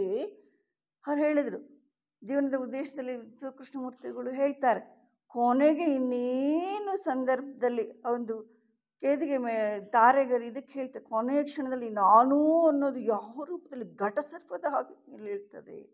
ಅದಕ್ಕೋಸ್ಕರ ಯಾವ ಕ್ಷಣ ಅದು ನಿನ್ನ ಮನಸ್ಸನ್ನು ಕನ್ನಡಿನಲ್ಲಿ ಧೂಳು ಶೇಖರಿಸುತ್ತೆ, ಮಾಯೆ ಎನ್ನುವ ಧೂಳು. ಅದಕ್ಕೆ ಕನ್ನಡಿಯನ್ನು ಪ್ರತಿದಿನವೂ ಹೇಗೆ ಒರೆಸಿ ಶುದ್ಧ ಮಾಡಬೇಕೋ ಅದೇ ರೀತಿಯಲ್ಲಿ ಮಾನವನ ಮನಸ್ಸನ್ನು ಸಹ ಪ್ರತಿದಿನವೂ ಶುದ್ಧ ಮಾಡಬೇಕು. ಹೇಗೆ? ಧ್ಯಾನದ ಮೂಲಕ ಹೇಳ್ತಾ ಇದ್ರು ನಮ್ಮ ನಿರ್ದೇಶಕರು. ಅಬ್ಸರ್ವ್ ನೋಡ್ತಾ ನಾನು ಇನ್ನರ್ ಜರ್ನಿ. ಸ್ವಜ್ಞಾನ ಅಂದರೆ ಹೊರಗಡೆ ಸ್ಟಡಿ ಆದರೆ ಇನ್ನರ್ ಸ್ಟಡಿ. ನನ್ನನ್ನು ಬೇರೆಯವ್ರು ನೋಡೋದು ಒಂದು ಭಾಗ, ಆದರೆ ನನ್ನನ್ನು ನಾನು ನೋಡ್ಕೊಳ್ಬೇಕು. ಹೇಗಿದ್ದೀನಿ ಯೋಚನೆಯಲ್ಲಿ, ಏನಿದೆ, ದ್ವೇಷ ಇದೆಯಾ, ಅಸೂಯೆ ಇದೆಯಾ? ನನ್ನ ಹೇಳ್ತಿರು ಬಹಳ ವಿಶೇಷವಾದ ಅಂಶವನ್ನು ನಮ್ಮ ನಿರ್ದೇಶಕರು ಹೇಳಿದರು. ಒಂದೊಂದು ಅಂಶಗಳನ್ನ ನೋಡ್ತಾ ಹೊಟ್ಟೆ ಕಿಚ್ಚು ಒಂದು ಉದಾಹರಣೆ ಕೊಟ್ಟರು. ಅದರಿಂದ ಈ ಒಂದು ಅದಕ್ಕೆ ಒಂದೊಂದು ಜನ್ಮಗಳನ್ನು ನಾವು ಅಲಾಟ್ ಮಾಡ್ಕೊಳ್ತಾ ಇದ್ದೀವಿ. ಅವರು ಒಂದು ಪರ್ಟಿಕ್ಯುಲರಾಗಿ ಹೇಳಿದ್ರು, ಅದು ನಮ್ಮ ಜನ್ಮಸ್ಥಳದ ಒಂದು ರಿಸರ್ವೇಷನ್ ಕೂಡ ಅಂಶವನ್ನು ಕೋಟ್ ಮಾಡಿ ಹೇಳಿದ್ರು. ನಾವು ಅರ್ಥ ಮಾಡ್ಕೊಳ್ಬೇಕು. ಅದಕ್ಕಲ್ಲಿ ಹೇಳ್ತಾ ಇದ್ದಾರೆ, ಅದಕ್ಕೆ ಕೀರ್ತನಕಾರ ದಾಸರು ಹೇಳಿ, ಮನ ಮುಸುರೆ ತೊಳಿಬೇಕು. ನೋಡಿ ಇವನು ನೀಟಾಗಿ ಇಟ್ಕೊಳ್ತಾರೆ. ಮನಸ್ಸಿನಲ್ಲಿರೋ ಮುಸುರೆ ಅಂದರೆ ಇದನ್ನ ಮಾಯೆಯ ಆವರಣವನ್ನು ನಾವು ತೊಳಿಬೇಕು. ಮುಸುರೆ ತೊಳಿಬೇಕು, ಮನಸ್ಸಿನ ಮುಸುರೆ ತೊಳಿಬೇಕು ಅಂದರೆ ಅವ್ರು ಹೇಳ್ತಾರೆ, ನಮ್ಮ ಭ್ರಾಂತಿಗಳೆಂಬ ಮಾಯೆಯ ಧೂಳನ್ನು ಒರೆಸಿ ಹಾಕಲು ಆತ್ಮಜ್ಞಾನದ ಮಂದ ಮಾರುತ ಅಗತ್ಯ. ಯಾವುದು ಆತ್ಮಜ್ಞಾನ ಅಂತಕ್ಕದ್ದು? ಅದಕ್ಕೆ ಹೇಳ್ತಾರೆ ಮುಂದೆ, ಪ್ರಾರಂಭಿಗನೇ ನಿನ್ನ ಮನಸ್ಸನ್ನು ಆತ್ಮನೊಡನೆ ಎರಕ ಮಾಡಲು ಪ್ರಯತ್ನಿಸು. ಮಾಡ್ತಾ ಇದ್ದೀವ? ಪ್ರಶ್ನೆ ನನಗೆ ವೀರಭದ್ರಾಚಾರ್ಯ ಸರ್ ಅವರು ವ್ಯವಹಾರ ಕರೆದ ಯಾವಾಗಲೂ ಹೇಳು, ಪ್ರಶ್ನೆ ನಿಜವಾಗ್ಲೂ ಕಿವಿಗಳೆಲ್ಲ ಹಾಗೇ ಪ್ರತಿಬಿಂಬಿಸ್ತದ. ಪ್ರಶ್ನೆನ ಹಾಕ್ಕೊಳ್ಬೇಕು. ನಾವು ಯಾವಾಗಲೂ ಹಾಕ್ಕೊಳ್ತಾ ಇದ್ದೀವ? ಹೊರಗಡೆ ಔಟ್ಲುಕ್ಕಲ್ಲೇ ನಮ್ಮ ಸ್ಟಡಿ ಇದೆಯಲ್ಲ, ಇನ್ನು ಒಳಗಡೆ ನಮ್ಮನ್ನು ಸ್ವಜ್ಞಾನವನ್ನು ನೋಡ್ಕೊಳ್ತಾ ಇದ್ದೀವಿ. ನನಗೆ ಪ್ರಶ್ನೆ ಹಾಕ್ಕೊಳ್ಬೇಕು. ಅಜ್ಞಾನವನ್ನು ದೂರವಿಡು, ಹಾಗೆಯೇ ಮಾಯೆಯನ್ನೂ ದೂರವಿಡು. ಪ್ರಪಂಚದ ಭ್ರಮೆಗಳಿಂದ ನಿನ್ನ ಮುಖವನ್ನು ಬೇರೆ ಕಡೆ ತಿರುಗಿಸು. Turn over. ಎಲ್ಲಿದೆ ನಮ್ಮ ಫೋಕಸ್? ಟ್ಯೂನ್. ನಮ್ಮ ಟಿವಿನ ಚಾನಲ್ಗೆ ಟ್ಯೂನ್ ಮಾಡ್ಕೊಂಡಿದ್ದೀವಲ್ವ, ಈ ಟ್ಯೂನ್ ಮಾಡಿರೋದನ್ನ ಆ ಕಡೆ ಚಾನಲ್ ತಿರುಗಿಸೋ. ಏನು ಹೇಳ್ತಾರೆ? ಎಷ್ಟು ಅದ್ಭುತವಾದ ಮಾತನ್ನು ಹೇಳ್ತಾ ಇದ್ದಾರೆ. ಭ್ರಮೆಗಳಿಂದ ನಿನ್ನ ಮುಖವನ್ನು ಬೇರೆ ಕಡೆ ತಿರುಗಿಸು. ನಿನ್ನ ಇಂದ್ರಿಯಗಳನ್ನು ನಂಬಬೇಡ. ಯಾವುದನ್ನು ನಂಬ್ಕೊಂಡು ಕೂತ್ಬಿಟ್ಟಿದ್ದೀವಿ? ಯಾವ ನೆವರ್ ಎಂಡ್. ಆ ಇಂದ್ರಿಯಗಳ ಮೂಲಕ ಯಾವೊಂದು ಸ್ಥಿತಿನ ಒಂದೋದಕ್ಕೆ ಪಡೆಯೋದಕ್ಕೆ ಸಾಧ್ಯವಿಲ್ಲ. ಇದೆಲ್ಲರ ಒಂದು ಸುಖವನ್ನು ನಮ್ಮ ಹಿರಿಯರು ಹೇಳ್ತಾ ಇದ್ರು. ನೀರಲ್ಲಿ ಬೆಟ್ಟಿಟ್ಟು ಚೀಪಿದ್ರೆ ಎಷ್ಟು ಟೇಸ್ಟ್. ಅನಿತ್ಯತೆ, ಅದರ ಸ್ಥಿತಿ ನನ್ನ ಅರ್ಥ ಮಾಡ್ಕೊಂಡ್ಬಿಡು. ಅದಕ್ಕೆ ಹೇಳ್ತಾರೆ, ನಿನ್ನ ಮುಖವನ್ನು ಬೇರೆ ಕಡೆ ತಿರುಗಿಸು, ನಿನ್ನ ಇಂದ್ರಿಯಗಳನ್ನು ನಂಬಬೇಡ, ಅವು ಮಿಥ್ಯೆ. ನಿತ್ಯ ಮಾನವನಿಗಾಗಿ ಹುಡುಕು. ನಿತ್ಯ ಮಾನವ ಇದ್ದಾನೆ, ಆ ಸ್ಥಿತಿ ಇದೆ, ಅದನ್ನು ನೀನು ಹುಡುಕಪ್ಪ. ಆತನನ್ನು ಕಂಡುಕೊಂಡ ಮೇಲೆ ನಿನ್ನೊಳಗೆ ನೋಡಿಕೋ, ನೀನು ಬುದ್ಧನಾಗಿರುವೆ. ನನ್ನನ್ನು ನೋಡ್ಕೊಳ್ಬೇಕು. ಆ ಒಳಗಡೆದ ಅವನನ್ನು ನೀನು ನೋಡು. ನಿತ್ಯ ನಿಜವಾದ ಮಾನವ ಇವನು ತನ್ನ ಉನ್ನತ ಆತ್ಮನೊಡನೆ ಸಂಯೋಗ ಹೊಂದಿದಾಗ ಒಬ್ಬ ಬುದ್ಧನಾಗಿ. ಬುದ್ಧ ಅಂದರೆ ಜ್ಞಾನ, ಅದರ ಉದಯವನ್ನು ಹೊಂದಿರುವಂಥವನು, ಜ್ಞಾನೋದಯವನ್ನು ಪಡೆದಿರುವಂಥವನು.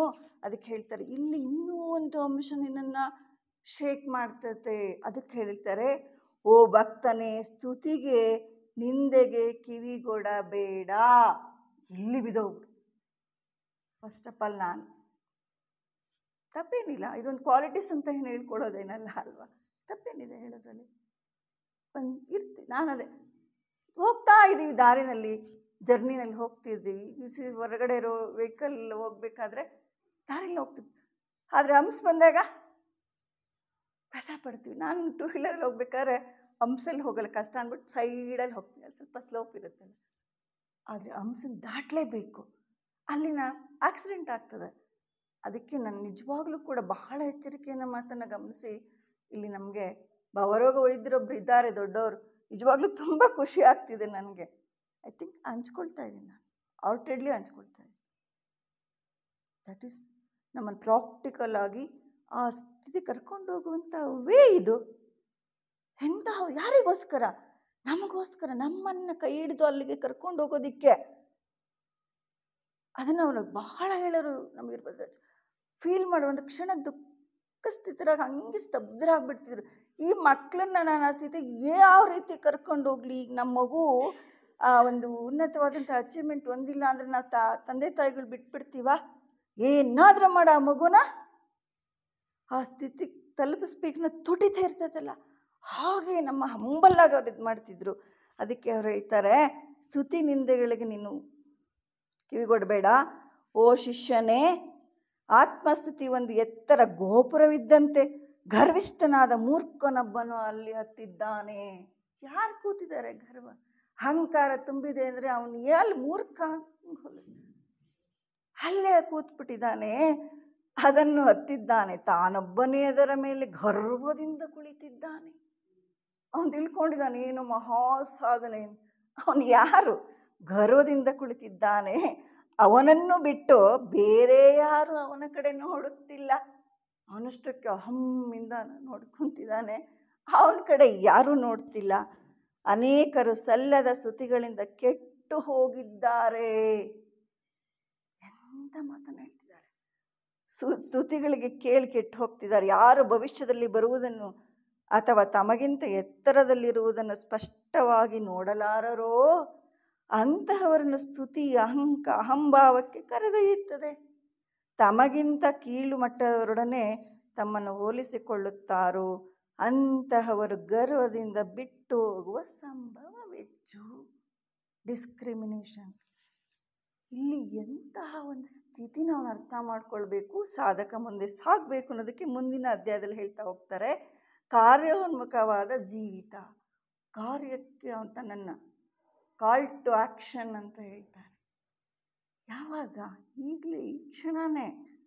ಅರ್ಹಂತನಾಗಬೇಕಾದರೆ ನೀನು ಸಕಲ ಜೀವಿಗಳನ್ನು, ಯಾರಾದರೂ ನಿನಗೆ ಹೇಳಿದ್ರೆ ನೀನು ಸಕಲ ಜೀವಿಗಳನ್ನು ನಿಲ್ಲಿಸಬೇಕೆಂದು ಯಾರಾದರೂ ಹೇಳಿದರೆ ಅವರಿಗೆ ನೀನು ಹೇಳುವುದನ್ನು ಸುಳ್ಳು ಎಂದು ಹೇಳು.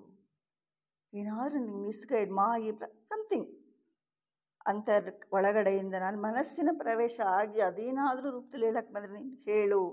ನೀನು ಮೋಕ್ಷವನ್ನು ಪಡೆಯಬೇಕಾದರೆ ಮಾನವರಿಗೆ ಮೃಗಗಳಿಗೆ ತೋರುವ ಎಲ್ಲ ಕನಿಕರವನ್ನು ತ್ಯಾಗ ಮಾಡಬೇಕೆಂದು ಯಾರಾದರೂ ಹೇಳಿದರೆ ಅವರ ನಾಲಿಗೆ ಸುಳ್ಳು ನುಡಿಯುತ್ತದೆ ಎಂದು ಅವರಿಗೆ ಉತ್ತರಿಸೋ. ನೆಟ್ಟತನದಿಂದ ಹೇಳೋ. ಯಾವ ಸ್ಥಿತಿಗೂ ನೀನು ಹಿಮ್ಮೆಟ್ಟಬೇಡ ಪ್ರಪಂಚದ ಪರಿಸ್ಥಿತಿಯಿಂದ. ಅದಕ್ಕೆ ಅವ್ರು ಹೇಳ್ತಾರೆ ಮುಂದಕ್ಕೆ, ಅದರ ನಾಲಿಗೆ ಸುಳ್ಳು ನುಡಿಯುತ್ತದೆ ಎಂದು ಅವರಿಗೆ ಉತ್ತರಿಸೋ. ನಿನ್ನೊಳಗೆ ನೀನು ವಿಮೋಚನೆಯನ್ನು ಹುಡುಕಬೇಕು. ಹೊರಗಡೆ ಎಲ್ಲೂ ನಾವು ಹೊರಗಡೆ ಹುಡುಕ್ತಾ ಇದ್ದೀವಿ. ಅದಕ್ಕೆ ಹೇಳ್ತಾರೆ, ನಿನ್ನೊಳಗೆ ನೀನು ವಿಮೋಚನೆಯನ್ನು ಹುಡುಕಬೇಕು. ಕಣ್ಣಿನ ಧರ್ಮ ಅಂದರೆ ಸ್ಥೂಲ ಫಿಸಿಕಲ್, ಹೊರಗಿನ ಅಸತ್ತಾದ ಮಾಯಾ ಪ್ರಪಂಚಕ್ಕೂ ಸಂಬಂಧಿಸಿದ ಹೃದಯದ ನಿತ್ಯತ್ವದ ಶಾಶ್ವತವಾಗಿರುವುದಕ್ಕೆ ಸಂಬಂಧಿಸಿದ ಸ್ಥಿತಿಯಿಂದ ನೀನು ಜೀವಂತ ಅಂದರೆ ಜೀವಿಸುವುದನ್ನು ನೀನು ಪ್ರಾರಂಭ ಮಾಡು. ಕಾಲಚಕ್ರದ ಮಿತಿಗೊಳಪಟ್ಟು ಯೋಗಿಯಾಗಲು ಬಯಸುವೆಯಾ? ಹಾಗಾದರೆ ಓ ಶಿಷ್ಯನೇ, ಏನು ಸಂಬೋಧನೆ ಮಾಡ್ತಾ ಇದ್ದಾರೆ? ಕಾಲಚಕ್ರದ ಮಿತಿ ಅಂದರೆ ನಾವು ಇಲ್ಲಿ ಅಟ್ಯಾಚ್ಮೆಂಟಲ್ಲಿ ಪುನರಪಿ ಮರಣಂ ಋಣವದು ತೀರುತ್ತಲೇ ಪಯಣ. ಈ ಸಾಲ ಇರೋದಕ್ಕೆ ನನಗೆ ಅನ್ನಿಸ್ತಿತ್ತು, ಒಂದು ತುಂಬ ಪ್ರೀತಿಯಿಂದ ಮಾತಾಡ್ಸಿ ನನ್ನ ಹೆಸರು ನಮ್ಮ ತಾಯಿ ಹೀಗೆ ಕರಿತಾ ಇದ್ರು ಅಂತ ತುಂಬ ಪ್ರೀತಿ ಮಾಡೋರು. ಈಗ ಪ್ರೀತಿ ಇಲ್ಲ, ಸಿಗ್ತಾ ಇಲ್ಲ. ಆದರೆ ಅದು ಎಷ್ಟು ಸಿಗಬೇಕೋ ಅಷ್ಟೇ, ಅವ್ರಿಗೆ ಬಾಕಿ ಇರೋದು ಅವರಿಂದ ನನಗೆ ಸಿಗೋದು ಅಷ್ಟೇ. ಏನು ಬ್ಯಾಲೆನ್ಸ್, ಎಷ್ಟೆಷ್ಟು ಬಾಕಿ ಇದೆಯೋ ಅಷ್ಟೇ. ನೆವರ್ ನಾನು ಬಯಸಬಾರ್ದು. ಸಿಕ್ಕಿದ್ರೆ ಸರಿ, ಇಲ್ಲಿದ್ರೆ ಪರವಾಗಿಲ್ಲ, ಅಕ್ಸೆಪ್ಟ್ ಅಷ್ಟೇ ಇರೋದು. Accept. What next? Don't expect everything. Accept. It's perfect, all right, everything is perfectly all right. ಅಷ್ಟೇ ಸಿಗಕ್ಕೆ ಸಾಧ್ಯ. ನೀನು ಪ್ರೀತಿಸು ಹೇಳ್ತಾ ಇದ್ರು. ಪ್ರೀತಿಸುವುದು ಮತ್ತು ಪ್ರೀತಿಸಲ್ಪಡುವುದು. ಪ್ರೀತಿಸಲ್ಪಡೋದು ಇಲ್ಲೇ ಇರ್ಬೋದು, ನೀನು ಪ್ರೀತಿಸ್ಬೋದಲ್ವಾ? ಒಳಗಡೆನೆ ಪ್ರೀತಿಸೋ ಮೇಲೆ ಪರವಾಗಿಲ್ಲ. ಅದನ್ನಲ್ಲಿ ಎಷ್ಟು ಜನ ಹೇಳ್ತಾರೆ ಇದೇ ಕಾಲಚಕ್ರ ಮಿತಿ. ಅದನ್ನೇ ಮತ್ತೆ ಮಾಡ್ಕೊಂಡು ಇರೋ ಡಿಟ್ಯಾಚ್ಮೆಂಟ್ ಫಸ್ಟೇ ಹೇಳಿಬಿಟ್ರು. ವಿವೇಕ ವೈರಾಗ್ಯದ ಸ್ಥಿತಿ ಅಂದರೆ ಡಿಟ್ಯಾಚ್ಮೆಂಟ್, ಅದೇ ವಿರಾಗತೆ. ಇವೆಲ್ಲ ರಾಗದಿಂದ ವಿರಾಗವ ಸ್ಥಿತಿ. ಅದಕ್ಕೆ ಅದು ಮಿತಿಯಾಗಲು ವಯಸ್ಸುವೆಯಾ? ಹಾಗಾದರೆ ಓ ಶಿಷ್ಯನೇ, ಮನುಷ್ಯರಿಂದ ದೂರದಿಂದ ದಟ್ಟವಾದ ಘೋರಾರಣ್ಯದ ಮಧ್ಯೆ ಹೆಮ್ಮೆಯಿಂದ ಏಕಾಂಗಿಯಾಗಿ ಕುಳಿತುಕೊಳ್ಳುವುದರಿಂದ, ಗೆಡ್ಡೆ ಗೆಣಸುಗಳನ್ನು ತಿನ್ನುತ್ತಾ ಜೀವಿಸುವುದರಿಂದ, ಹಿಮಾಲಯ ಪರ್ವತದಿಂದ ಬರುವ ಹಿಮದಿಂದ ದಾಹವನ್ನು ಇಂಗಿಸಿಕೊಳ್ಳುವುದರಿಂದ, ಓ ಶಿಷ್ಯನೇ, ಓ ಭಕ್ತನೇ, ಅಂತ ವಿಮೋಚನೆಯ ಗುರಿಯನ್ನು ಮುಟ್ಟಬೇಕೆಂಬ ನಂಬಿಕೆಯನ್ನು ಬಿಡು. ಅಲ್ಲೇನಿದೆ? ಅಫೆಕ್ಷನ್ ಇದೆ. ಅದಕ್ಕೆ ಹೇಳ್ತಾರೆ ಮುಂದಕ್ಕೆ, ನಿನ್ನ ಮೂಳೆಗಳನ್ನು ಮುರಿದುಕೊಂಡು ಮಾಂಸಖಂಡವನ್ನು ತುಂಡು ತುಂಡು ಮಾಡುವುದರ ಮೂಲಕ, ಎಂದರೆ ಘೋರ ತಪಸ್ಸಿನ ಮೂಲಕ ನಿನ್ನ ಮೌನಾತ್ಮನೊಡನೆ ಒಂದಾಗಬಹುದೆಂಬ ವಿಚಾರವನ್ನು ಬಿಡು. ಓ ನಿನ್ನ ಛಾಯೆಗಳಿಂದ ಮೋಸ ಹೋದವನೇ. ಎಂಥ ವಾಕ್ಯವನ್ನು ಬಳಸ್ತಾ ಇದ್ದಾರೆ ಶಿಷ್ಯರು. ಯಾವುದರಿಂದ ಮೋಸ ಹೋಗಿದ್ದೀವಿ? ನಿನ್ನ ಛಾಯೆಗಳಿಂದ ಮೋಸ ಹೋದವನೇ. ನಿನ್ನ ಸ್ಥೂಲ ದೇಹಕ್ಕೆ ಸಂಬಂಧಪಟ್ಟ ಪಾಪಗಳನ್ನು ಗೆದ್ದಾಗ ನೀನು ಪ್ರಕೃತಿಯಿಂದ ಸಲ್ಲಿಸಬೇಕಾದ, ಮಾನವನಿಗೆ ಸಲ್ಲಿಸಬೇಕಾದ ಕರ್ತವ್ಯವನ್ನು ಪೂರೈಸಿದ್ದಾಯಿತೆಂದು ಭಾವಿಸಬೇಡ. ಆಯಿತು, ನನ್ನ ಕರ್ತವ್ಯವನ್ನು ಮಾಡಿದ್ದೀನಿ ಅಂತ ನೀನು ಅಂದ್ಕೊಳ್ಬೇಡ. ಮುಂದಕ್ಕೆ ಇನ್ನೂ ಇದೆ ದಾರಿ. ಇಲ್ಲಿ ಹೋಗ್ಬೇಕಾದ್ರೆ ಏನು, ನಾವು ಪರಿಶುದ್ಧ ಜೀವನವನ್ನು ಜೀವಿಸಿದ ಮಾತ್ರಕ್ಕೆ ಪ್ರಪಂಚಕ್ಕೆ ನಾವು ಸಲ್ಲಿಸಬೇಕಾದ ಕರ್ತವ್ಯ ಮುಗಿಯುವುದಿಲ್ಲ. ನೋಡಿ ಎಷ್ಟಿದೆ ನಮ್ಗೆ ಇನ್ನು ಪ್ರಯಾಣ. ನೋಡ್ತಾ ಹೋಗ್ತೀವಿ. ನಿಜವಾಗ್ಲೂ ಹೇಳ್ತಾ ಇದ್ರೆ ಪರಿವ್ರಾಜಕ, ಕುಟೀಚಕ, ದಾರಿಯನ್ನು ಬಿಟ್ಟವನು, ಮನೆಯನ್ನು ಬಿಟ್ಟವನು, ಎಲ್ಲ ದಾರಿ ಇದೆ ನಮ್ಮ ಪ್ರಯಾಣದಲ್ಲಿ. ಅಷ್ಟೆಲ್ಲ ದಾರಿನಲ್ಲಿ ನಾವು ಕ್ರಮಿಸಲೇಬೇಕು. ಆ ಸ್ಥಿತಿನ ತಲುಪಲೇಬೇಕು. ಅದು ಭಗವಂತನ ಯೋಜನೆ. ಸಮಯ ಎಷ್ಟಾರ ತಗೊಳ್ಬೋದು. ಎಷ್ಟು ಕೊಟ್ಟಿದ್ದಾರೆ ನಮಗೆ ಪೀರಿಯಡ್ಸು? 1 ಕಲ್ಪಕಾಲ, 432 ಕೋಟಿ ವರ್ಷಗಳು. ಅಷ್ಟೂ ಕಾಯಬೇಕಾದಂಥ ಪರಿಸ್ಥಿತಿ ನಮಗಿಲ್ಲ. ಅದಕ್ಕೆ ಹೇಳ್ತಾ ಇದ್ದಾರೆ ಈ ಜೇಕೆ ಅವರು ಗಂಟೆಗೆ ದೀಕ್ಷೆಗೆ ಹೊರಟೋಗ್ಬಿಟ್ರು. ಜಸ್ಟ್ ಪಾಸ್ ಅನ್ನೋ ಹಾಗೆ ಎಷ್ಟು ಚೆನ್ನಾಗಿ ಹೊರಡನೆ ಕೊಡ್ತಾ ಇದ್ದಾರೆ ನಮ್ಮ ಹಿರಿಯರು ಅಂತೇಳಿ. ಕಣ್ಣಲ್ಲಿ ಹಾಗೆ ದೃಷ್ಟಿ ಇದೆ. ಬಟ್ ನಾನು ಇಲ್ಲೇ ಇದ್ದೀನಿ, ಹೆಜ್ಜೆ ಹೇಳ್ತೀನಿ. ನನಗೆ ಇದರಲ್ಲಿ ಮುಂದುವರಿಯೋಕೆ ಆಗ್ತಿಲ್ಲ. ನಾನು ಹಿಂದೆ ಇದ್ದಿದ್ದು ಬೇರೆ ಸ್ಥಿತಿ, ತುಂಬ ಹಾರ್ಡ್ವೇರ್ ನಾನು. ಅಣ್ಣವ್ರಿಗೆ ಹೇಳ್ತಿದ್ದೆ, ಬೇಡ, ಇಲ್ಲ ನೀವು ಉಪನ್ಯಾಸ ಮಾಡೋಕ್ಕೆ ನನಗೆ ಇಷ್ಟ ಇರ್ತಿರ್ಲಿಲ್ಲ. ಅವ್ರು ಹೇಳೋ ಒಂದು ಮಾತಿಗೆ ನಾನು ಇವತ್ತು ಇಲ್ಲಿ ಈ ಸ್ಥಾನದಲ್ಲಿ ಕೂತ್ಕೊಂಡು ಮುಂದುವರಿತಾ ಇದ್ದೆ. ಅವ್ರು ಹೇಳ್ತಾರೆ, ಅಲ್ಲಿ ಪರಿಶುದ್ಧ ಜೀವನವನ್ನು ಜೀವಿಸಿದ ಮಾತ್ರಕ್ಕೆ ಪ್ರಪಂಚಕ್ಕೆ ಸಲ್ಲಿಸಬೇಕಾದ ಕರ್ತವ್ಯ ಮುಗಿಯುವುದಿಲ್ಲ. ಆದರೆ ಪರಿಶುದ್ಧತೆಯನ್ನು ಸಾಧಿಸಿಕೊಂಡು ಮಾನವ ಕೋಟಿಗೆ ಅತ್ಯುತ್ತಮವಾದ ಸೇವೆಯನ್ನು ಸಲ್ಲಿಸಲು ನಮಗೆ ನಿಜವಾಗಿಯೂ ಸಾಧ್ಯವಾಗುತ್ತದೆ. ಪಾಸಿಬಿಲಿಟಿ ಇದೆ ಎಲ್ಲರಿಗೂ ಕೂಡ. ಆ ಸ್ಥಿತಿನ ನಾವು ತಲುಪಬೇಕಷ್ಟೇನೆ. ದಾರಿನಲ್ಲಿ ಗ್ರೇಟ್ ಅಚೀವ್ಮೆಂಟ್ ಮನೆಯಲ್ಲಿ ಯಾವುದಿದೆ ಸುಲಭ ಇದೆ? ಐಶ್ವರ್ಯ, ಆಸ್ತಿ, ಸಮಥಿಂಗ್ ಅದನ್ನೆಲ್ಲ ಪಡೆಯೋದು ಸುಲಭ ಇದೆ? ಕಷ್ಟ, ಸಾಧ್ಯ. ಹೇಳ್ತಾರೆ ನಾನು ಐಫೋನ್ ಇದೆ ಅಂತ. ಎಲ್ಲ ಅಚೀವ್ ಮಾಡಿದೀವೋ ಇಲ್ವೋ? ಅಷ್ಟು ಅದಕ್ಕೋಸ್ಕರ ಶ್ರಮಿಸಿದೀವಿ. ಅದಕ್ಕೆ ಹೇಳ್ತಾರೆ, ಅಂತಹ ಒಂದು ನೀನು ಸೇವೆಯನ್ನು ಮಾಡಬೇಕಾದ್ದಿದೆ ದಯೆಯಿಂದ. ಅದಕ್ಕೆ ಮುಂದಿನ 135 ಶ್ಲೋಕದಲ್ಲಿ ಹೇಳ್ತಾ ಇದ್ದಾರೆ, ದಯೆಯಿಂದ ಕೂಡಿದ ಕಾರ್ಯಗಳನ್ನು ಬೀಜಗಳನ್ನಾಗಿ ಬಿತ್ತು. ನೀನು ಹೇಳ್ತೀರಿ, ಏನು ಸೀಡ್ ಹಾಕಿದ್ರಿ, ಏನು ತೊಗೊಳ್ತೀಯಾ, ಏನು ಹಾಕಿದ್ರಿ, ಏನು ಕುಯ್ತೀಯಾ ಅಂತ ಹೇಳ್ಬಿಟ್ಟು, ಅಂದರೆ ಪಡಿತೀಯಾ ಅಂತ. ದಯೆಯಿಂದ ಕೂಡಿದ ಕಾರ್ಯಗಳನ್ನು ಬಿತ್ತು. ಯಾವುದನ್ನು ಬಿತ್ತಬೇಕು? ಸೀಡು ನಮ್ದು. ಆಗ ನೀನು ಅವುಗಳ ಫಲಗಳನ್ನು ಪಡೆಯುತ್ತೀಯೇ.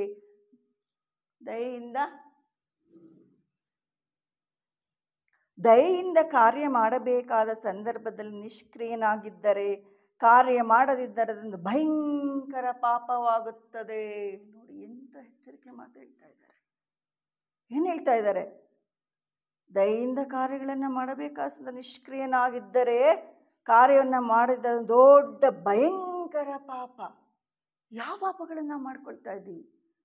ಎಂಥ ಅವಕಾಶಗಳಿದೆ. ಒಳ್ಳೆ ಏನು ಒಂಥರ ಏನಂತ ಕಲ್ಲಾಗಿ ನಿಂತ್ಕೊಂಡ್ಬಿಟ್ಟಿದ್ದೀವಿ ಅಂತೀವಿ. ಕಷ್ಟ, ಸುಖ, ನೋವು ಸ್ಪಂದಿಸೋದಕ್ಕೆ ಏನಾಗಿದೆ ನಮಗೆ? ನಿಜವಾಗ್ಲೂ ಇದಕ್ಕೆ ನಾನು ರೆವಿನ್ಯೂ ಡಿಪಾರ್ಟ್ಮೆಂಟಲ್ಲಿ ಇದ್ದಾಗ ಬರೋರು ಪರಿಸ್ಥಿತಿನಲ್ಲಿ ನೋಡಿದ್ರೆ ಹೃದಯನೇ, ನಾನು ಒಂದೊಂದಿನ ಕೆಲಸ ಮಾಡೋದಕ್ಕೆ ಅಪ್ಸೆಟ್ ಆಗಿ ಕೂತ್ಬಿಡ್ತಿದ್ದೆ. ಎಂತಹ ಪರಿಸ್ಥಿತಿ, ಯಾವ ಸ್ಥಿತಿಗೆ ಬಂದಿದ್ದೀವಿ ನಾವು? ಕಷ್ಟ, ನೋವು, ದುಃಖ, ತೊಂದರೆ, ಹಸಿವು, ಏನು ಕಿತ್ತು ತಿನ್ನುವ ರಾಕ್ಷಸ ದೈತ್ಯ ಸ್ಥಿತಿನಲ್ಲಿ ನಾವು ಮುಳುಗ್ಬಿಟ್ಟಿದ್ದೀವಿ.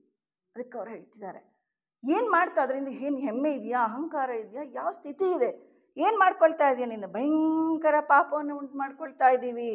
ಅದಕ್ಕೆ ಹೇಳ್ತಾರೆ, ಒಬ್ಬ ವ್ಯಕ್ತಿಯು ನಿರ್ವಾಣವನ್ನು ತಲುಪಬೇಕಾದರೆ ಆತ್ಮಜ್ಞಾನವನ್ನು ಪಡೆಯಬೇಕು. ಆತ್ಮಜ್ಞಾನವು ಯಾವುದರಿಂದ ಸಿಗ್ತದೆ? ಪ್ರೇಮಪೂರಿತವಾದ ಕಾರ್ಯಗಳ ಶಿಶು. ಯಾವುದದು? ಪ್ರೇಮದಿಂದ ಮಾಡುವಂಥ ಕಾರ್ಯಗಳ ಶಿಶು. ಓ ತಾಳ್ಮೆಯಿಂದಿರುವ ಓ ಉಮೇದುವಾರನೇ, ಏಕೆಂದರೆ ಅಪಜಯಕ್ಕೆ ಹೆದರುವುದಿಲ್ಲವೋ ಅಂತಹವರು ಜಯಗಳನ್ನು ಬಯಸುವುದಿಲ್ಲ. ನೀನು ಯಾವ ತಾರೆಯ ಕಿರಣವಾಗಿದ್ದೀಯೋ ಆ ತಾರೆಯ ಮೇಲೆ ನಿನ್ನ ಆತ್ಮದೃಷ್ಟಿಯನ್ನು ಸ್ಥಿರವಾಗಿ ನಿಲ್ಲಿಸು.